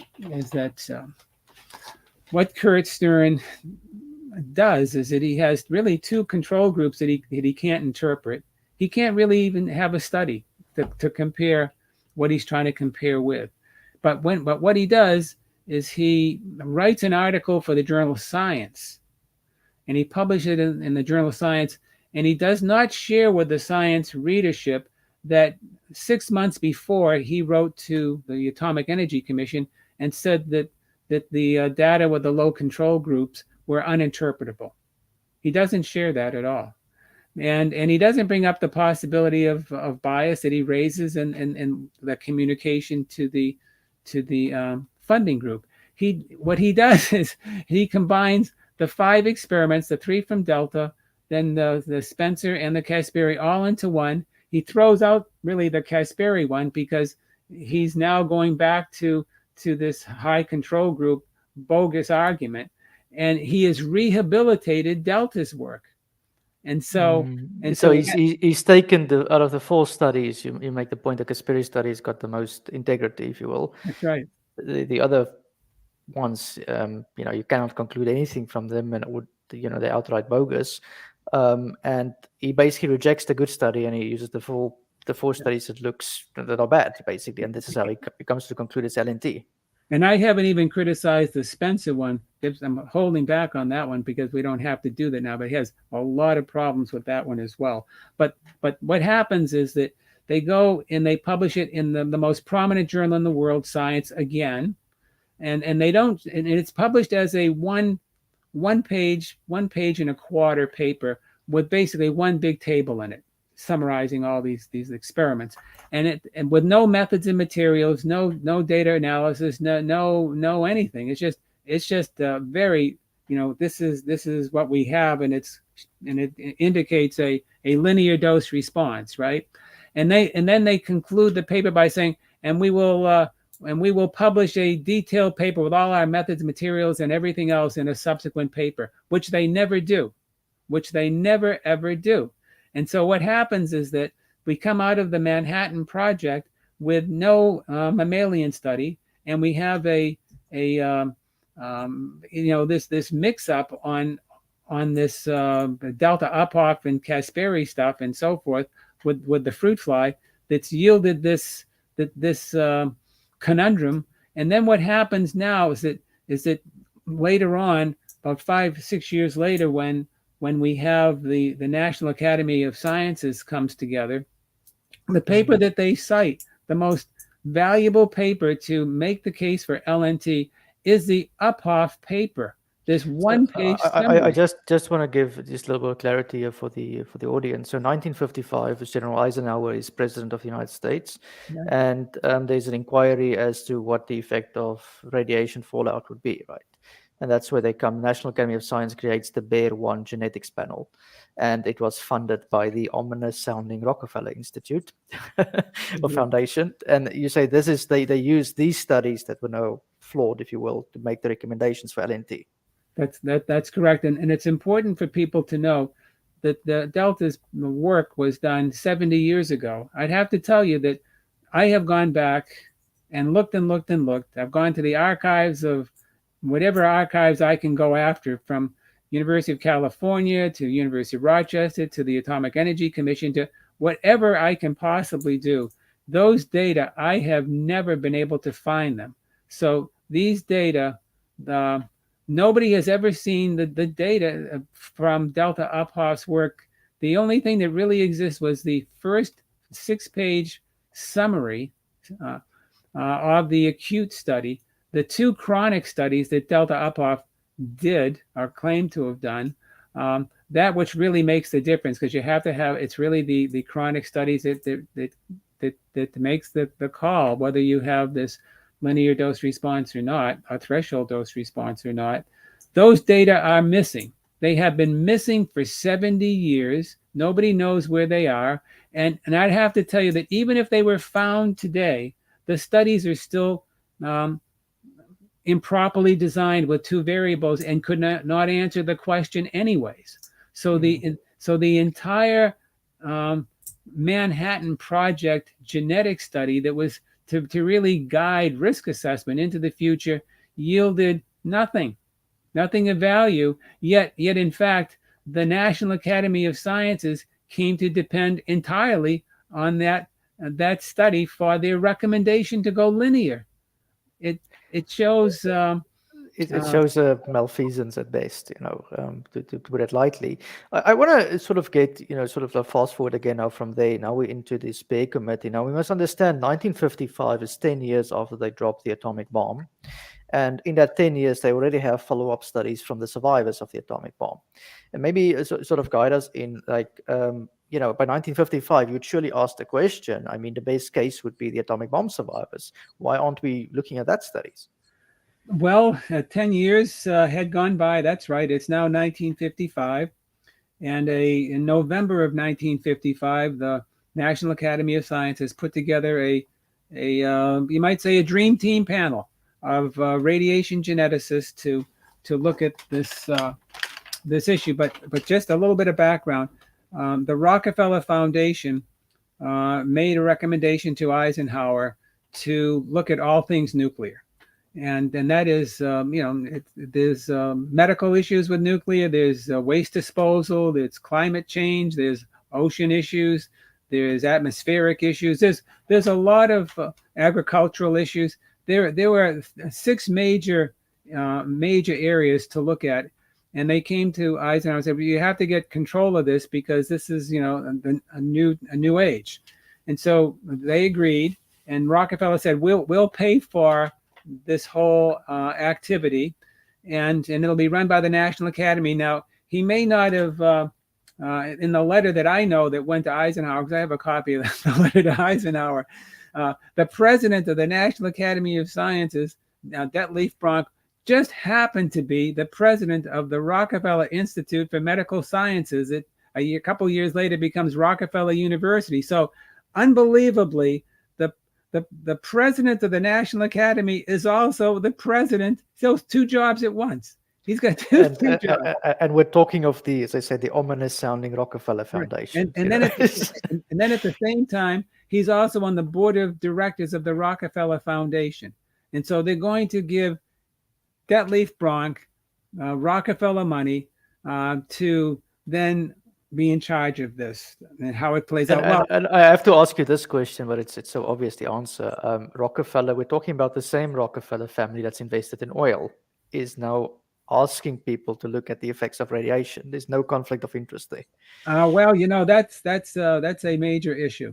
That's a major issue, and one of the perhaps the most significant thing that happens here, and that is that up until this time in the United States, there was never there were always there were advisory panels for this, that, and the other questions, and when it came to health effects, there was always a medical panel, and on the medical panel there was, let's say there's like a dozen people on a panel, something like this. There'd always be one or two, at the most three, but at least one or two geneticists amongst all the other disciplines of medicine that you have to have covered. And when things came to issues of dose-response relationships, well, what happened there is that the geneticists, and they were always really under the aura and thumb, you might say, of Hermann Muller, and they all thought alike for the most part. And so they were always outvoted. They would always vote for a linear dose response, but the medical community would say, no, we think it's a threshold. And so they would always be frustrated because it's always like, always cheering for the losing side, that sort of thing. Your team always loses. And so what happened in this case, however, Detlev Bronk made a strategic move, the biggest move, I think, from a strategic move in the history of risk assessment. And that is that he decided to create a separate genetics panel, separate from a medical panel. And what happened is that all the other 5 panels, they had technical people appropriate to the discipline in charge of them, as you might expect the National Academy of Sciences to be. This panel did not choose a geneticist to be in charge of it. They chose the person who was the research director of, guess what, the Rockefeller Foundation, who was funding all the radiation geneticists, because at that point, the U.S. government wasn't funding research out to universities and the like. It was the Rockefeller Foundation, the Carnegie Foundation, that sort of thing. And this person knew all the big-time researchers in the area of genetics, knew them by name, knew their views, knew how they thought about the nature of the dose response in the low dose zone. And each one of them that was chosen was probably chosen for their competence and experience with this person and their belief system, the belief in the nature of the dose response in the low dose zone, and that they accepted and believed, not just believed, but strongly adhered to a belief in LNT. And so he was basically stacking the panel with. Yeah, that's right. It's like having a jury trial, and you have I'm arrested for doing something, and I get all my cousins and best friends to be on the jury, right? Even if I'm wrong, I'm going to be innocent, right? That sort of thing. I've so many audience asking just a question, just for clarity. The recommendation of this Bear 1 panel, funded by, again, the Rockefeller Institute, which animals did they use as they, test subjects, like these 4 studies we talked about? Above the delta Uphoff, it was all based on fruit flies. It's all fruit flies. So up until this point, the radiation risk assessment is not based on the 500,000 mice during the Manhattan Project. It's not based on the atomic bomb survivors, which would be well, that we'll get to that right now. Okay, but it's based so far on fruit flies. It's going to be based entirely upon fruit flies, yes. And we have to clarify, just, it's been Yes, said already, but it's flawed fruit fly experiment to begin with. That's right. The exact flawed delta uphop experiments. Now, I would have to say, as you alluded to, there happened to be a gigantic amount of data being collected over in Japan by the Atomic Bomb Casualty Commission, and that was started in 1946, soon after the dropping of the bombs. And they were looking at all kinds of endpoints, but one of the ones that related to the geneticist community related to, in fact, to what happened in the offspring of the survivors, and did they have birth defects? Didn't they have birth defects, and so forth? And so one of the person who was put in charge of that study happened to be a person by the name of James Neel. He was a University of Michigan professor of medical genetics. As life would have it, he got his PhD with Kurt Stern in genetics, and then he went to Dartmouth University and got an MD degree. And so he was a well-trained person in terms of medicine and genetics. He goes over there and gets to be placed in charge of this study, and he is in charge of it for really until he dies, essentially. He dies in the year 2000 from prostate cancer. But for the first 10 years, they're studying 75,000 offspring. That's a lot of offspring to study. And then in around September, October of 1955, just before the committee the panel is going to be put together, they come up with their interim major 10-year analysis. So it's a major analysis. So it's 10 years, human subjects. That's right. 75, and lots of data, basically. That's right. 75,000 subjects, and what they found, and he sent an advanced copy to Muller, and he shows up to give the copy to the committee to use, and as it turns out, the findings that they have at that time, they did not find any statistically significant increases in adverse genetic effects. I mean, I'd have to say was shocking to me. I mean, I'm not a human geneticist and so forth. I thought that there'd be kids born with 7 fingers and this and that and all kinds of genetic things. I mean, I watched too many television shows as a kid growing up, and a lot of scary things about this, and I would have thought that would have been exactly the case. But as it turns out, a lot of people are involved in this. People from Japan and this country, lots of strong scientists, very balanced and so forth, and they found no significant treatment effects. And so he wants to give this major, because this is what the panel should be looking at, is human data. So he shows up. So I just want to clarify that you're saying there was no genetic or little genetic defects from the atomic bomb survivors, right? There were no statistically significant effects, no treatment effects. And I'd have to tell you, just to fast forward it, this has been studied periodically with much more sophistication as new advances in genetic endpoints over time. And the last major publication that looked at the entire database was back in the mid-late, last decade, 2015, 16, around that time period. And they continue to still find no significant treatment effects, So is it safe from that to conclude that radiation does not cause those genetic defects, or is that a leap of faith? Well, you just have to go with what the data tell you. In that study, with everything that they've looked at, and they've tried to, it isn't that they haven't tried to find effects. They have tried to, every single new development, every single new sensitive endpoint, they have added that in the population to study. I mean, they're looking for everything that they can. They pay to look for it, and they can't find it. Exactly. They are. If you discovered something new today, a new technique, then that would be tested tomorrow, you might say. I mean, these are scientists trying to find answers. And for 70 years, they have not found any. This is now the thing of it is that you have to picture you are on this Bear One committee. It's November 1955.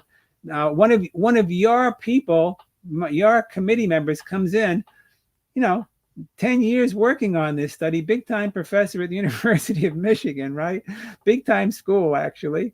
and he gives you this thing. Two people stand up and say, one of them is Tracy Sonneborn, he's on the committee, and the other is James Crow, and they said, this is great. We need to study humans. This is really where it's all at. The study of man it requires epidemiologic data. This is what we need. Muller stands up and says, this negative studies are illusionary, and we can't be dissuaded by doing this. And this is just going down.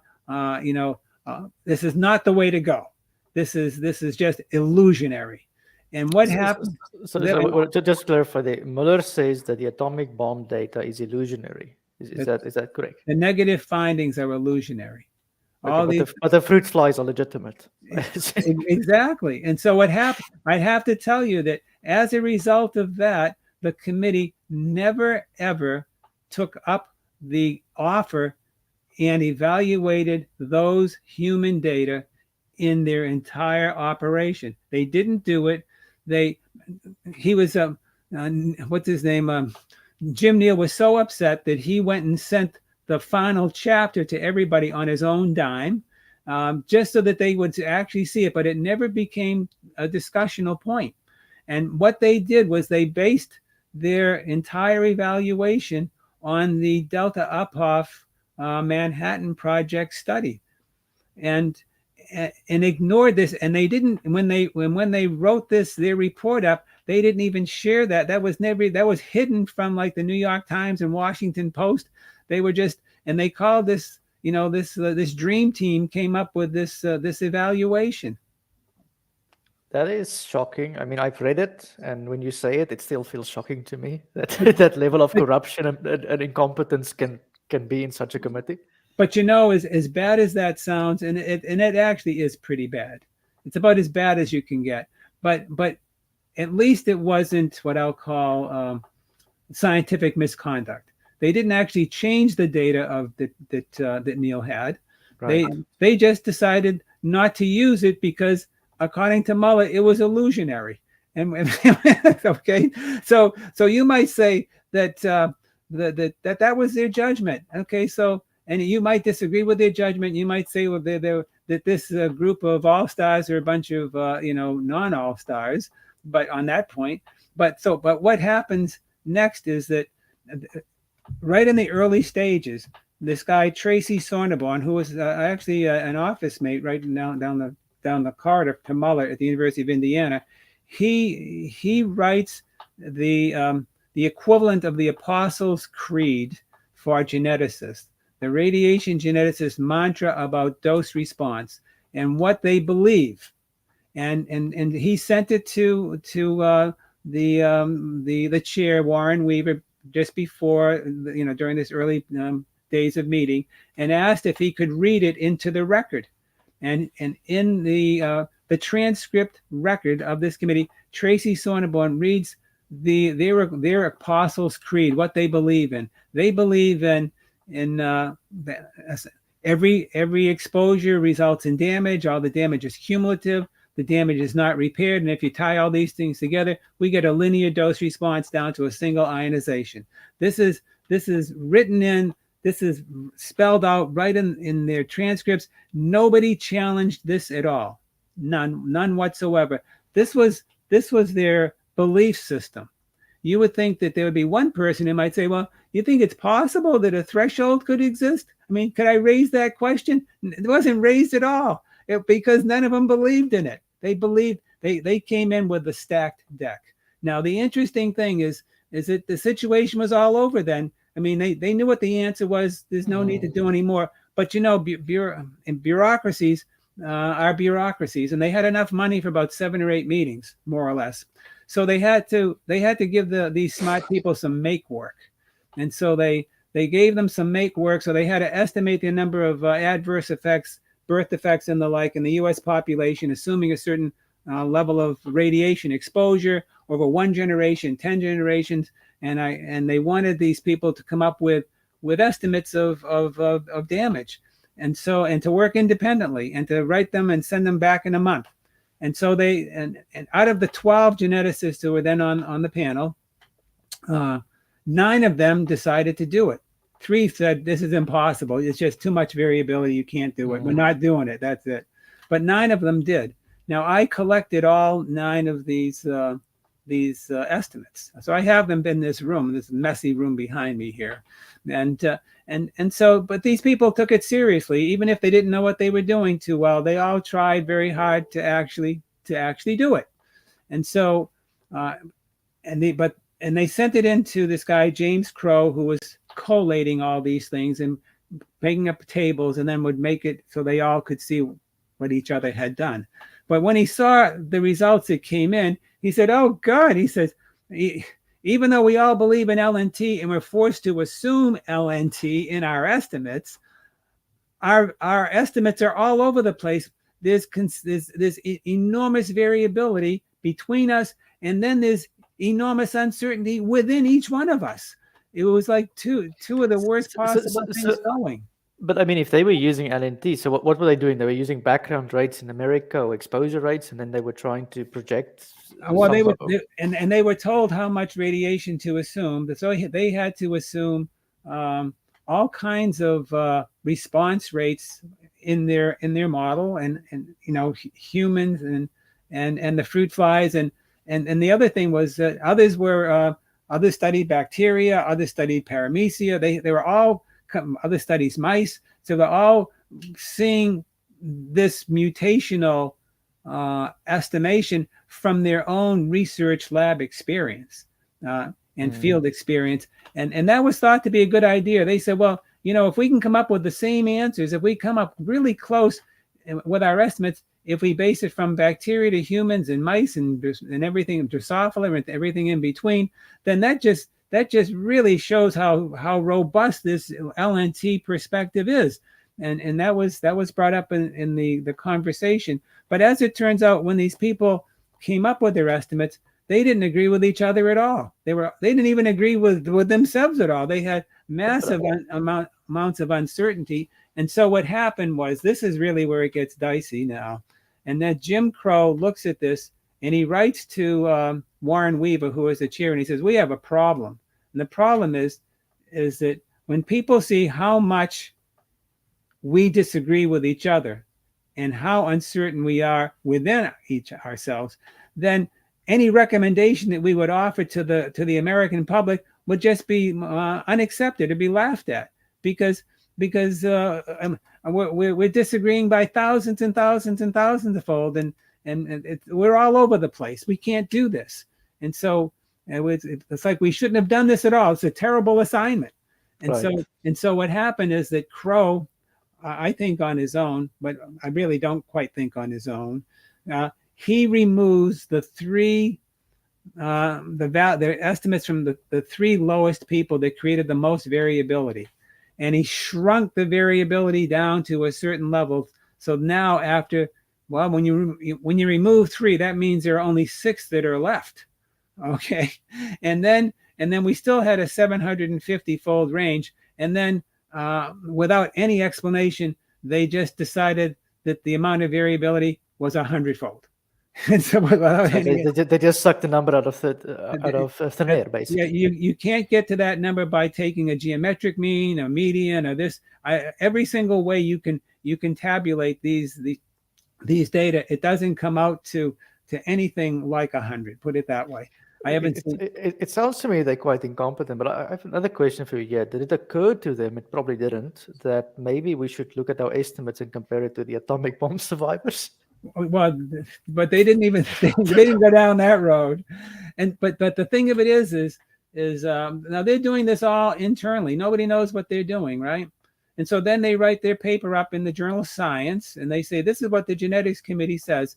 And one day in this office, I'm reading that another science paper, right? This one is by this committee, and it says, and then we asked the 12 geneticists to estimate the amount of damage from so much radiation over a period of time, and 6 took up the challenge.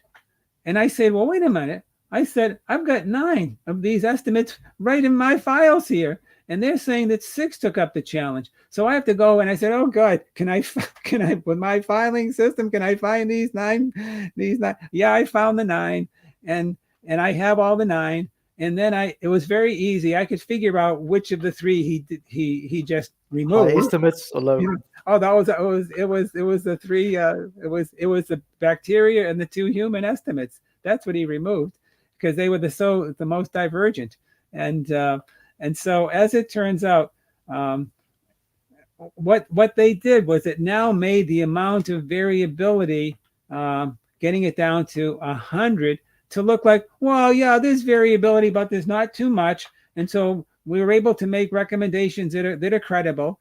And what they actually did was that they published that in the Journal of Science. And guess what? They falsified the research record.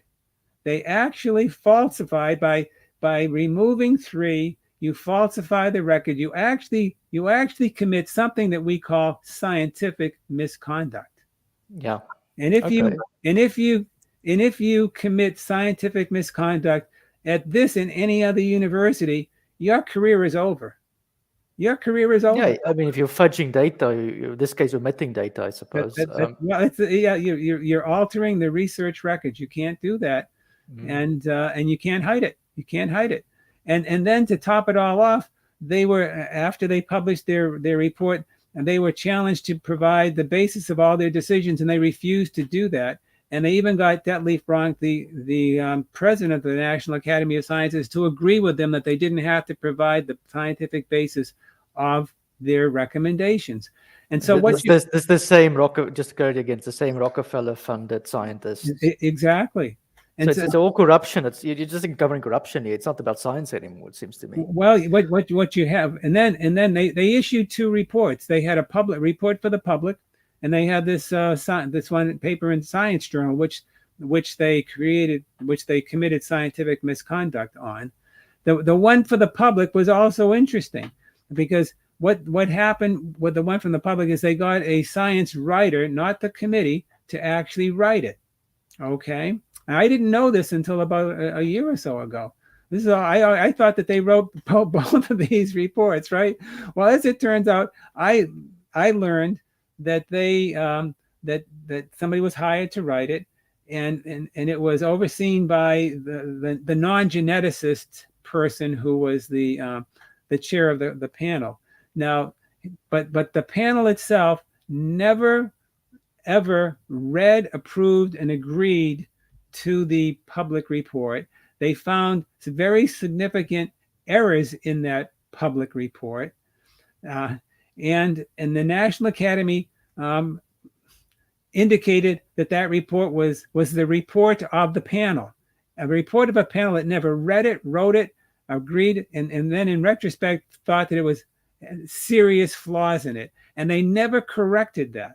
And that went to Science. I mean, who is the journal editors of Science? No, they had 2 reports. One was the technical report where they lied about the amount of variability, but the other was the report to the public that went to every library in the United States that they claimed was also written by the panel, that was never read, seen, or anything by the panel, and had all kinds of errors in it. And the panel never stepped forward to correct it either. I wonder if they actually read it. Well, they claim they never did. I have their letters and so forth, and they were extremely angry, but they were not so angry as to issue letters to the Washington Post and the New York Times stating it. And one reason is because they were all getting research funding from the Rockefeller Foundation. So why would you want to embarrass the Rockefeller Foundation at the expense of truth?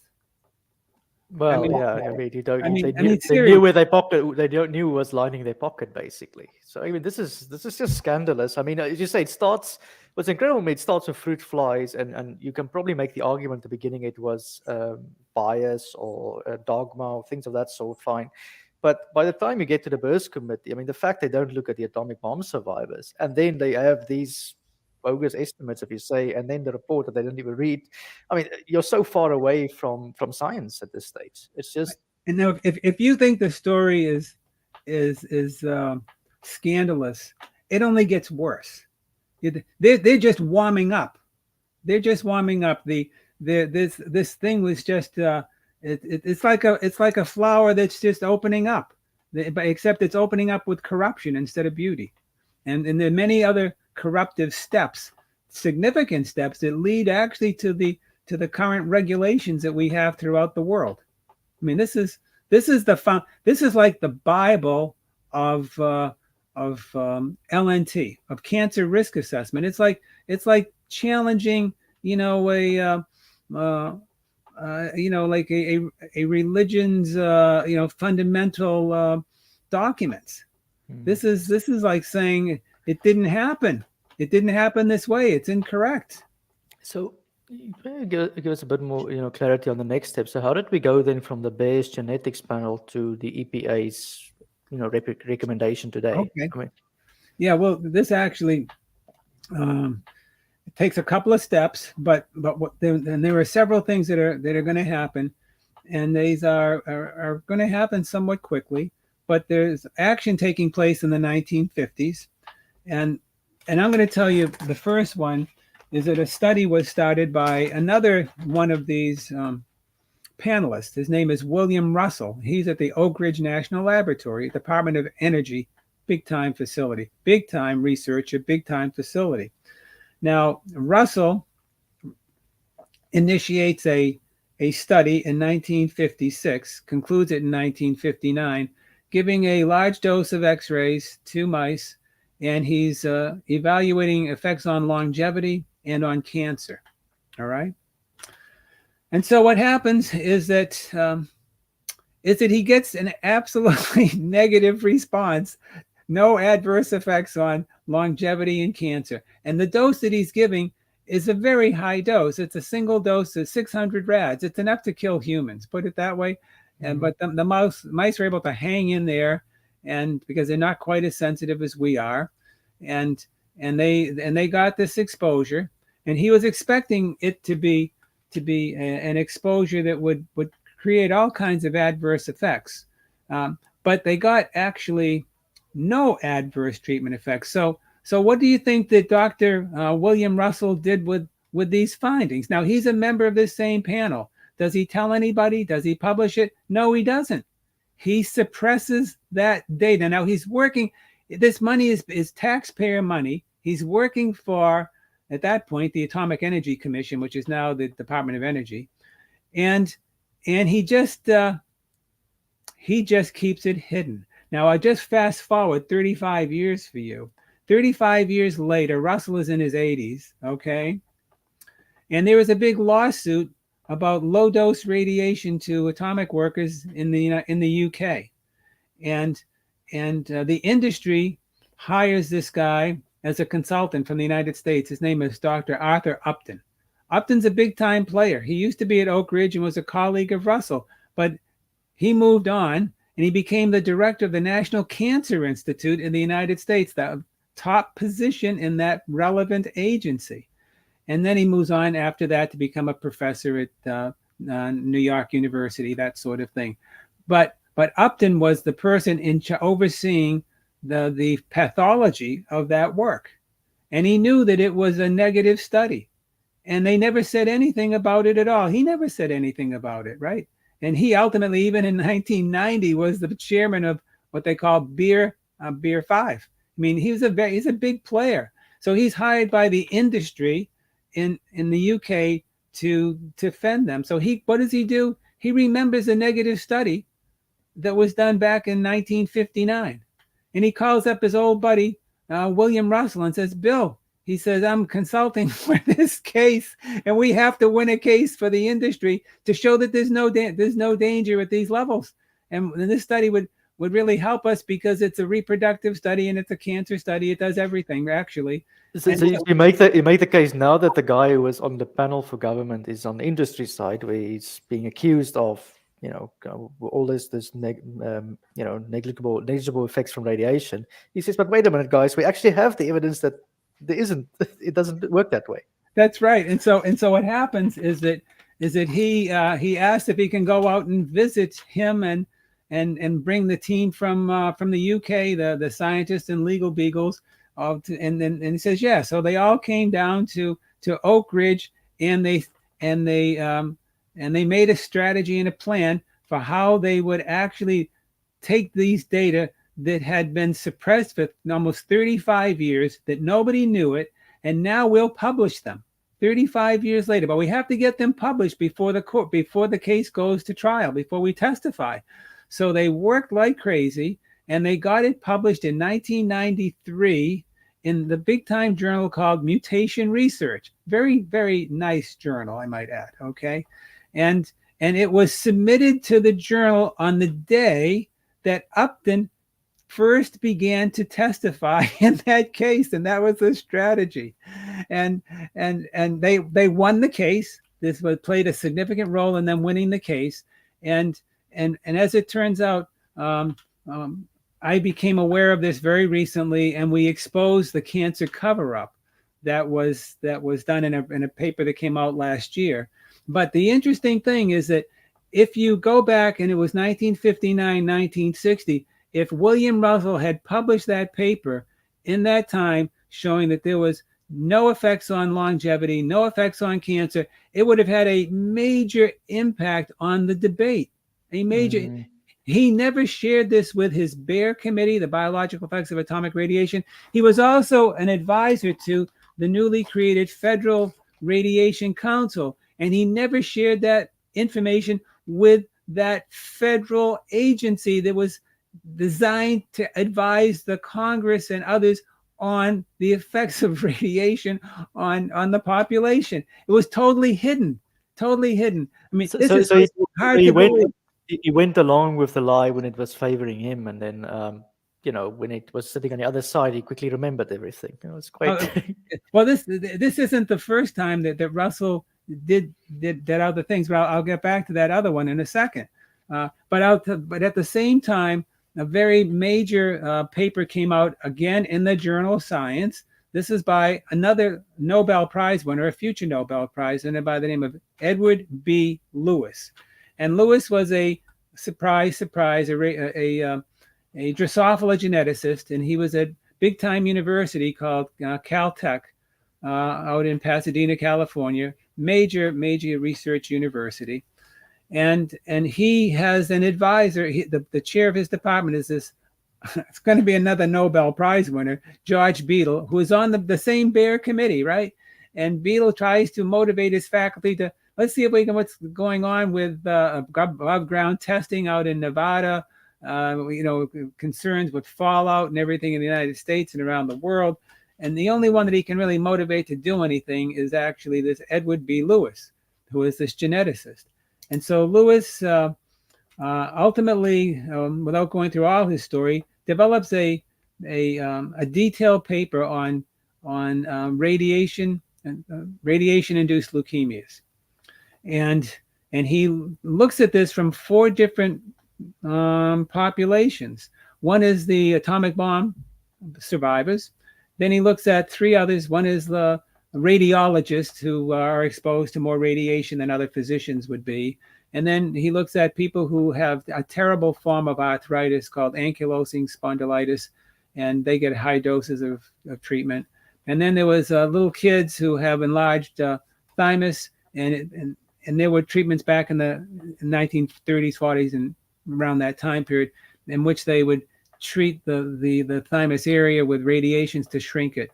And so they thought that might have a role in crib death, things of that nature. So there was 4 different populations, and so he tried to summarize and did summarize the data from these 4, and they all converged the way he did it to try to support a linear dose response for radiation-inducing leukemia. Well, as it turns out, this gets published in the journal Science, and now it's important to know that one of the members of the Baer Committee is one of the 6 senior editors of Science. His name is Bentley Glass, and so they all know each other extremely well. It's kind of one hand takes care of the other, and so I'm sure that he greased the skid, so to speak, to allow this paper to get through, and it became not just a major paper in Science, but Bentley Glass probably got the editor of Science, the editor-in-chief, to write a absolutely glowing editorial, which almost never happens, and saying how significant the paper is. Now we can quantify risk down to a single ionization. We have to thank Ed B. Lewis for doing all this work. This is a serious problem. And literally within 7 days, a national syndicated talk program Sunday mornings, Meet the Press, discussed that Ed Lewis paper for a half an hour. And then 1 week after that, Lewis had to testify in front of the U.S. Congress on this. And then 1 week after that, was it Life magazine did a whole special issue on radiation and its risk, and it all pictures of Lewis smashed all over the place. Lewis became a major star in 1 month as a result of this paper. Now, this is now the leukemia paper, yeah? Yeah, the leukemia paper, and right. and also he got put on this committee right away, the National Committee for Radiation Protection, and within about 1 year of that paper, he convinced the committee to make a recommendation that the risk assessment for cancer should be linear, and they made the first recommendation to go linear, and it was really in late December of 1958, and so the tide was really turning at that particular point. Now I have to tell you that I have gone back into, like all these studies, when you really go back in and look, you see things that the people at the time didn't see. But I went back and I looked at all the groups that Ed Lewis looked at. Well, as it turns out, his radiologist, he used very old data, and they were exposed to radiation as much as up to like 2,100 rats. I mean, it was not low dose, okay? It was not low dose. When he looked at the ankylosing spondylitis people and the thymus people, what happened, the investigators in their own research said our data should not be used for low dose extrapolation. It cannot be used this way at all, that sort of thing. But yet he does use it, but he does not tell the audience who's reading his paper that the original authors said that their data should not be used in this way. Now, so I just want to understand, he did a sort of meta-analysis or epidemiological study of small groups and of individual papers, and people said in those individual papers, don't use our data, basically. For that purpose. For that purpose, yeah. Yeah, and he never acknowledges that in his own paper in Science. And that paper, if I understand it correctly, forms the basis of the fear that radiation causes cancer. Exactly, and then also with he went into the Japanese data on leukemia, and I went in and I have gone back and I've tried to check out, and I have checked out every single interim study on leukemia that was done by the Atomic Bomb Casualty Commission from the early 1950s up until the mid 1980s, over a 40-year latency period, and however you'd want to do this. When you look at these data, Ed Lewis totally biased his analysis. He combines the low dose group with higher up groups so that it reduces the groups and it creates a linear dose response. If you looked at the low dose groups, in each of these cases, you see a J-shaped dose response. It looks very hormetic-like response. Now, this J-shaped response, it's not like I was the first one who ever saw this. It was pointed out in 1958 in one of the papers that was written by an alternative individual. It was also pointed out in discussion by the National Academy of Sciences medical panel, and then they were afraid to go forward with it, but they discussed that within their own framework and the like.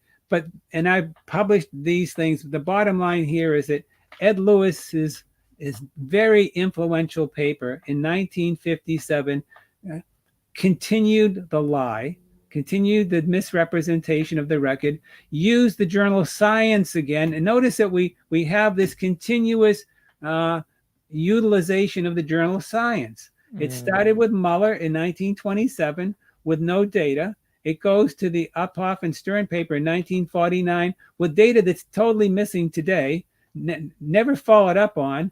And just has all the corruptions that we spoke about. And then we have what do we have? We have the National Academy of Sciences. It was scientific misconduct in their 1956 paper. And then we have Ed Lewis, who misrepresents all these other works. So we have 4 papers in a row in the journal Science that everybody will believe it, because guess why? It's in the journal Science, and it has the names of some Nobel Prize winners on there. So we have to believe it, and we have to take it for, oh yes, they're smarter than we are. They're closer to the truth than anybody, because they're who they are.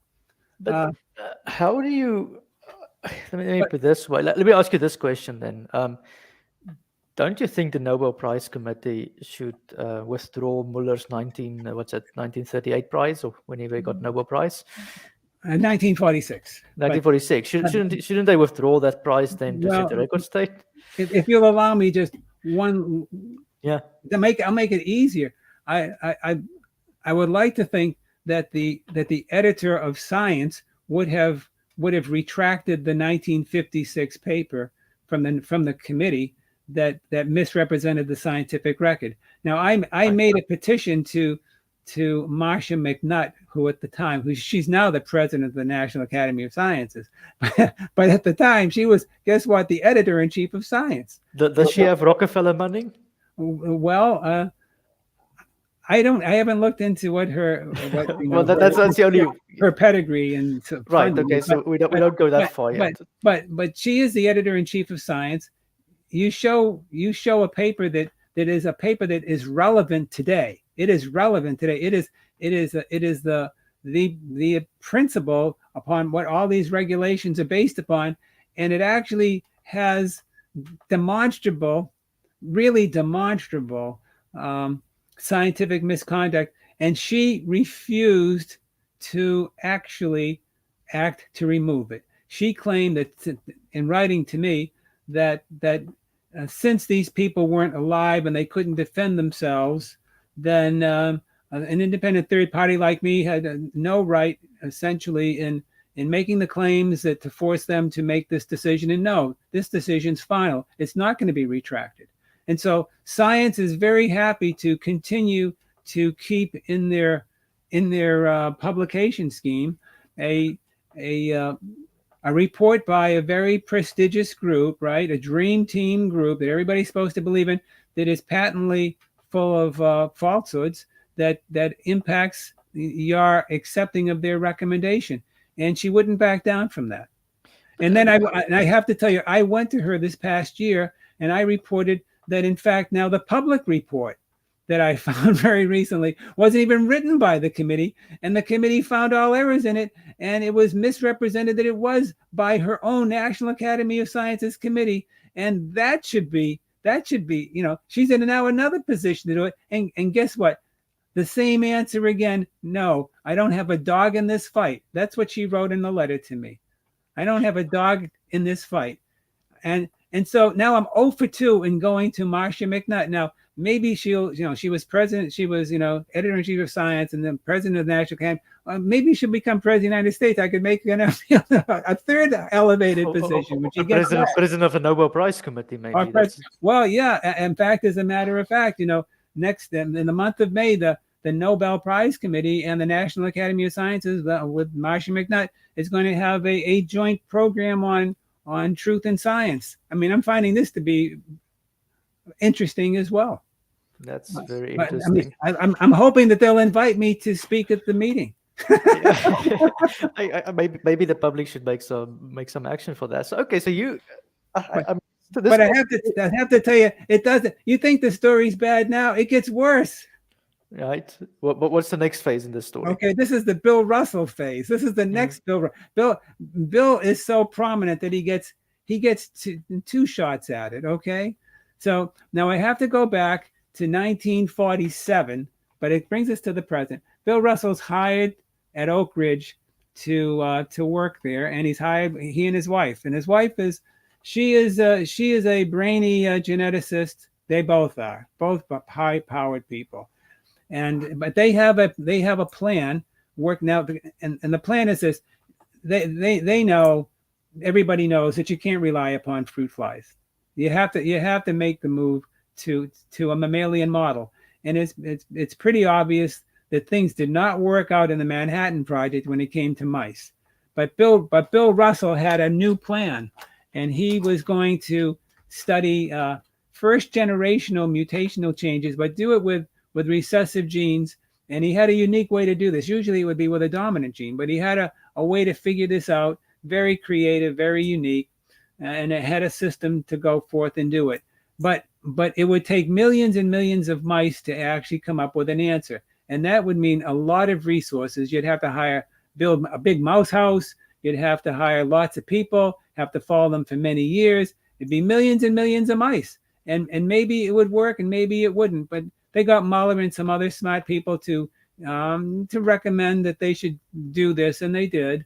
And so Russell goes forward in doing it. But it was a very risky investment for the Department, for the Atomic Energy Commission, to go down that road, not knowing exactly, because nothing was going to be like this, because this is what you call big science. Universities don't do big science. Universities do creative little science.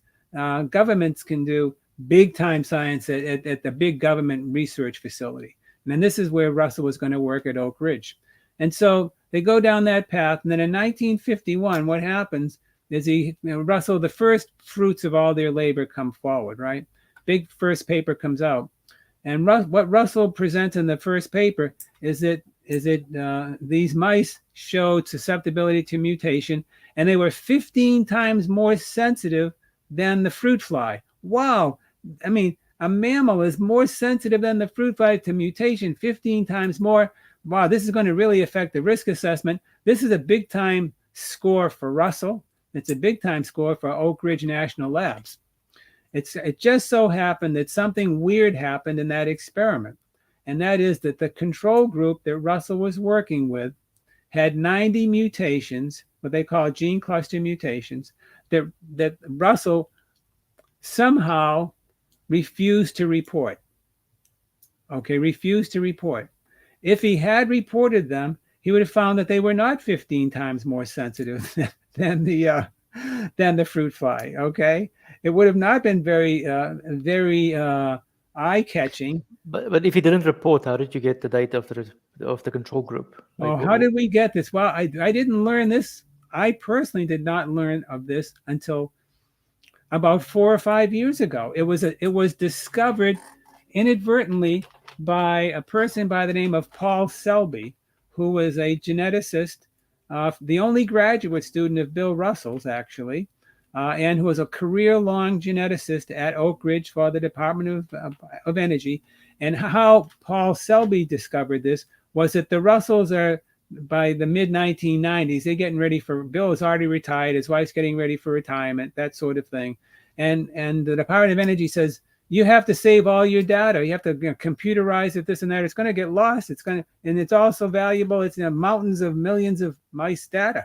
And so Paul Selby was very skilled in data management and how do you organize things in databases electronically.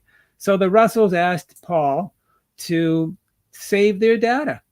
And so he had to go, preserve it, right? So he had to go in there and develop a system. And so he had to go into the files. And in his going into the files, what happened is that he discovers in 1955 there was a big cluster that was never reported, and that raised some serious problems. Selby's a very experienced geneticist.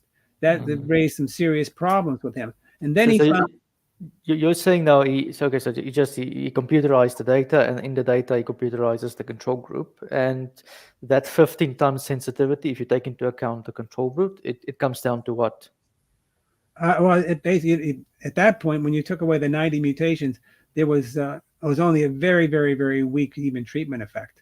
It's within the variance, whatever that is. Yeah, pretty close. Okay. But see, what's happened is that with this big finding, the Russells used this to build a gigantic edifice. It just reinforced what they were doing. But and they had developed this gigantic career, right? But so what Selby's doing now in the 1990s, this is the end of their career.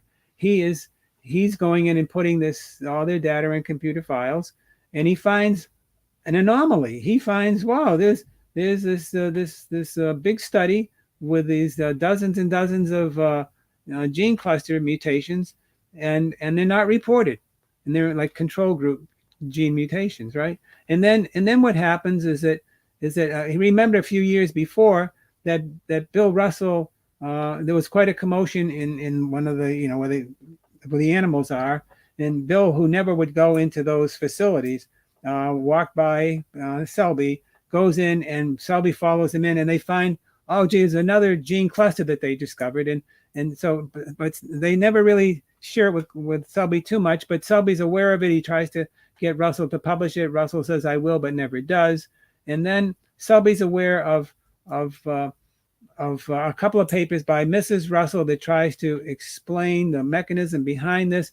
It was sufficiently problematic to Selby that Selby decided to inform the higher ups at the Department of Energy of these anomalies, and they told him to sneak back in to the records, and can you find more?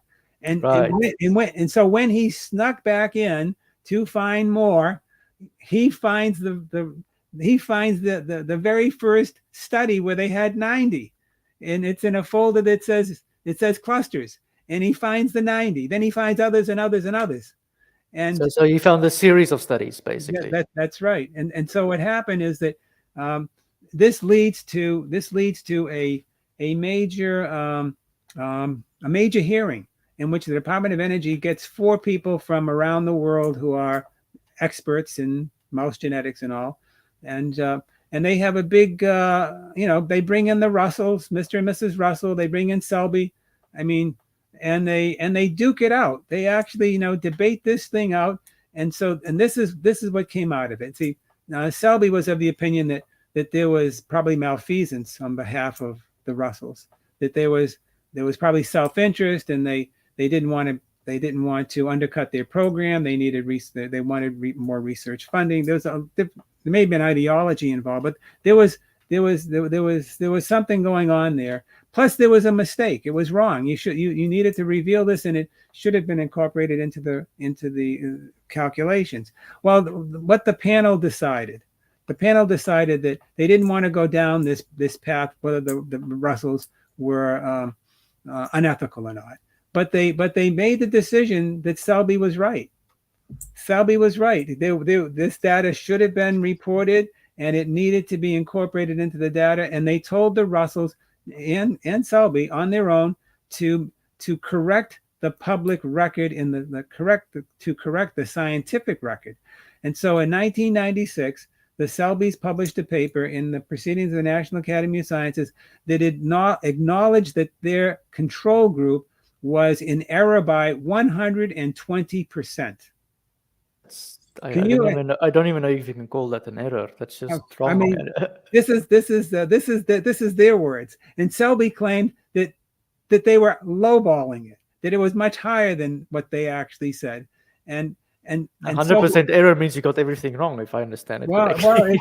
Well, it really changes your risk numbers. I can tell you that, if you're out by 120% and so forth. So what happened is that now you have to understand that the Russells were working at this gigantic government lab, and they had a unique method, a unique model, and almost nobody in the whole world ever did that sort of work. It was really for them. And so it's very technical argument, very technical debate, but their work was fundamental to the risk assessment decisions and adopted all around the world. And so what happened with that is that 20 years later, I come along and I become aware of this controversy. So I go in and I dig it all out, try to understand it all. What was the year then? This year? Around probably 2017, 18. Okay. I come around and I get into it in a deep sort of a way. I end up interviewing Selby for 12 hours on the phone. I try to interview Mrs. Russell. She doesn't want to have interviews with me, that sort of thing. And so what I did was I said, well, the real question is, since the Russells acknowledged their mistake, put it that way, 120%, I'll just go with their number. Forget what Selby said. I'll just go with what the Russells said. I won't show any bias. I'll just go that way. And then I said, well, but now I want to say, if that error was corrected in 1972, what would the data look like when the recommendations came out of this National Academy Beer 1 committee? And what would have happened is that the mouse data of Russell for the females with the correction would have showed that the females displayed an hormetic effect and the males would have displayed a threshold effect. Whereas without the correction, the females showed a threshold and the males showed a linear dose response. And the committee, because the males showed a linear response, decided to on the basis of being conservative, to stay with the linear dose response model. And in 1977, the US EPA said, we are accepting the recommendations of the Beer 1 1972 report, which is based on Bill Russell's report, and we're going linear. And that's how we got it today. And so, but it all breaks down to the fact that the Russells hid from the scientific community the fact that there are these gene mutation clusters, mostly showing up in the controls, or they could show up probably anywhere, but that's how it worked out, and that their numbers would have been incredibly low in terms of risk, but yet they magnified the risk tremendously, and it would have supported a threshold type of a model, not a linear model. And I believe that if the Russells had actually showed their data from the beginning, it would have undercut their career aspirations, the big program that they had. So a lot of self-interest in it. And you got to picture Russell again. Now, remember I mentioned Russell had that earlier study that was negative, and he's sitting on these Bear committee and the Federal Radiation Council committee, and he doesn't tell anybody. He's sitting on top of negative data, and he doesn't tell anybody. Now he's sitting on this Beer 1 committee, and he knows that he has suppressed the control group mutation data, and he doesn't tell anybody. But do you have any, I mean, did he leave any journal or sense in his correspondence that he was right, that he knew he was doing that? Let's put this. This is the whole. Yeah, well, I'll tell you where it's all found. It's in the minutes to this DOE 1996 1995 debate, provocative debate with the Russells and Selby. This is where it all gets revealed. It was all hidden until that time, and then Selby. I was the editor-in-chief of a journal called Dose Response, and I got Selby to write his history of it. So he's laid out. Selby is the eyewitness. Selby is the eyewitness. He's still alive? Yeah, he's still alive. I talked with him last week, actually. I think we need to make sure he stays alive before the Rockefellers find out. Well, let's put he's lived history. He worked with so that you know. He became a graduate student of William Russell in 1967. And so he got a PhD in 1972. He went to Germany for, I think, 2 or 3 years for a postdoc. Then he came back and worked with Bill Russell, Mr. Russell. He was his PhD advisor. When he came back and worked at Oak Ridge, he actually worked under the direction of William Russell's wife, Leanne Russell. But they were all very close and all very family-like members, so to speak, right? Small community. And so, and very importantly to know this, he was Bill Russell's only ever PhD student. So He has a unique relationship, with that group and worked under their direction and established his own career. So he has unique knowledge. Well, I think we have to thank Bill Selby for at least, making that debate. It's a matter of public records. You say the. Well, I'd have to tell you, by making it public, he lost his job. They removed him from the laboratory. He was able to hang on and get another job down in the Oak Ridge area doing environmental risk assessments based on mutagens and things like that. But he's a lab researcher. He had massive amounts of data going forward, and because of that, the politics were that he was removed from that. It was very unfair. And Well, it, it's unfortunately it right. happens a lot. If you're the whistleblower, I think maybe he did not understand at the time how deep this went, or maybe he did. Who knows? But it's sad that somebody would be treated that way. Well, it's yeah, and when you take a look at it, and you really go back and you look at where it all starts, starting with Muller in the 1920s, and really all the way up to the present time with these new discoveries. It's a very disturbing and corrupt history, and it's a history that I can if I write about this story or if I talk about this story, it's upsetting to people because this is telling them that they're heroes of the past, what they were taught to believe, what they have taught themselves in their own college, university classes has been wrong. And you have a regulatory agency like EPA that has been in business for more than 50 years, and they've never dug out this history.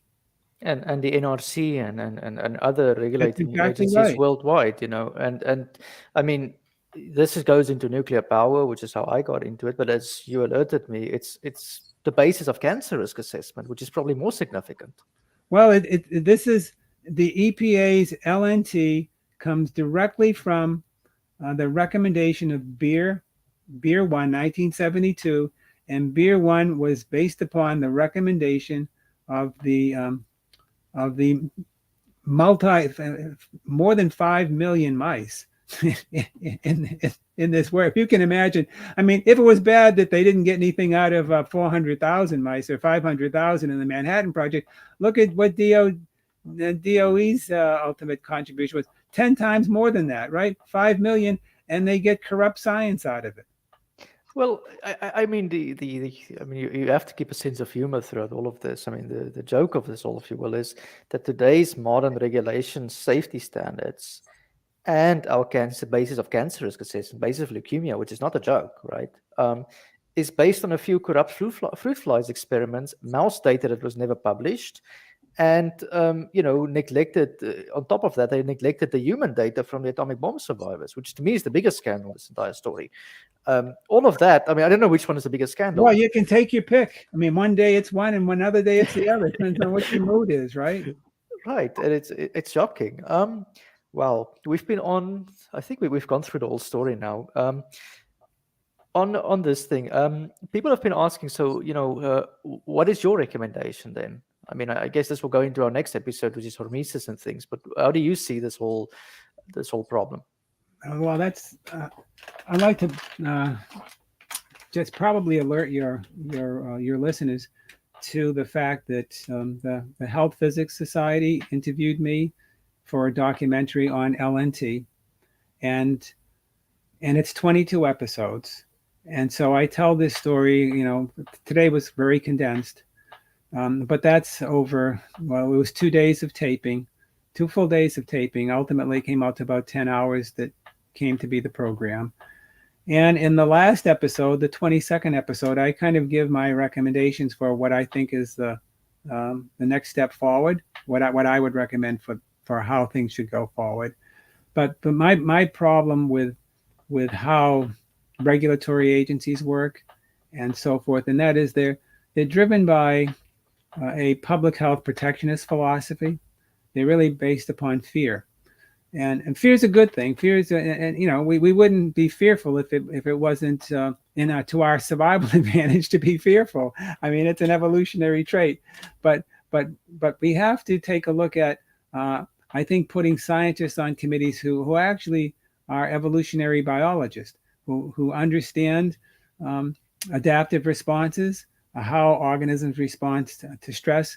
EPA and other public health type agencies, they look at humans as victims, and they look at every single adverse effect that we experience as something that we can't recover from. Yet we have a plethora of defense mechanisms, repair mechanisms, and that actually we perform best when under a low to modest amount of stress, however that is when our systems are upregulated. If in fact you think that every amount of damage that you have is in fact going to stay with you, then you wouldn't last more than a week. I mean, every day, and I think this is maybe the most important thing. So Muller was going after what is the cause of evolution, right? Because ultimately that relates to this LNT story. He thought it was background radiation. Well, as it turns out, my biggest enemy is my own body. Your body, my body, every cell in your body is producing millions and millions and millions of genetic alterations, mutation type events every single day, every single day. And it is outperforming, you might say, what background radiation is by millions and millions and millions every single day. There's no comparison. That our defense mechanisms were really designed and built to try to correct the damage that our normal metabolism is producing, and so we get so frightened by in fact ephemeral risks that aren't really real or true or significant anythings, and we miss the big picture. And the big picture is what we're doing to our own bodies. I mean, we're not designed to live forever, and there's this natural aging process and there's a cumulative damage process, but we can do a lot to slow that down and to make it better by all kinds of lifestyle interventions, public health interventions, and so forth. And in our standard setting procedures, our risk assessment needs to take into account our enormous adaptive capacities. And that if we think that as Muller stated, that you may get something that is that we are not adversely impacted by very low doses of harmful things in general, and that the body has the capacity to repair these, and in the case of many other things, you need that low dose oxidative stress to actually function properly. I mean, this is known today as well. With the analogy, I mean, I'm going to make sort of an analogy here, but I mean, it's sort of like a muscle in a certain sense, or immune system. If you don't use it, you lose it, right? It sort of shrinks, and by extension, radiation, things of that sort, all toxins, if you will, in the environment, you probably need a little bit of exposure to them to survive, right? Well, you do. You need to have. I mean, there's a double-edged sword in many respects, but we use reactive oxygen species, which are potentially mutagenic and so forth. We need them for all kinds of signaling and other types of functions within cells, or we're not going to live. And so the body has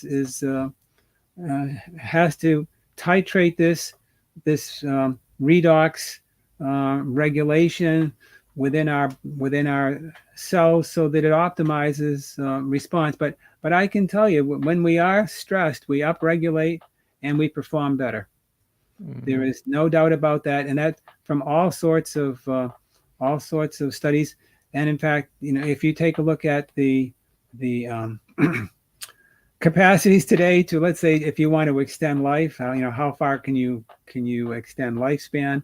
This is going to break down to our subsequent discussions we have on hormesis, but that also breaks down to oxidant stress and how we upregulate and how we maximize our health, and actually in ways in which you can, for example, by stressing yourself deliberately, at least in animal model studies, you can prevent the occurrence of strokes, prevent the occurrence of heart attacks, prevent shock. There are so many ways, but to do this, you actually need to precondition your body through low level stress.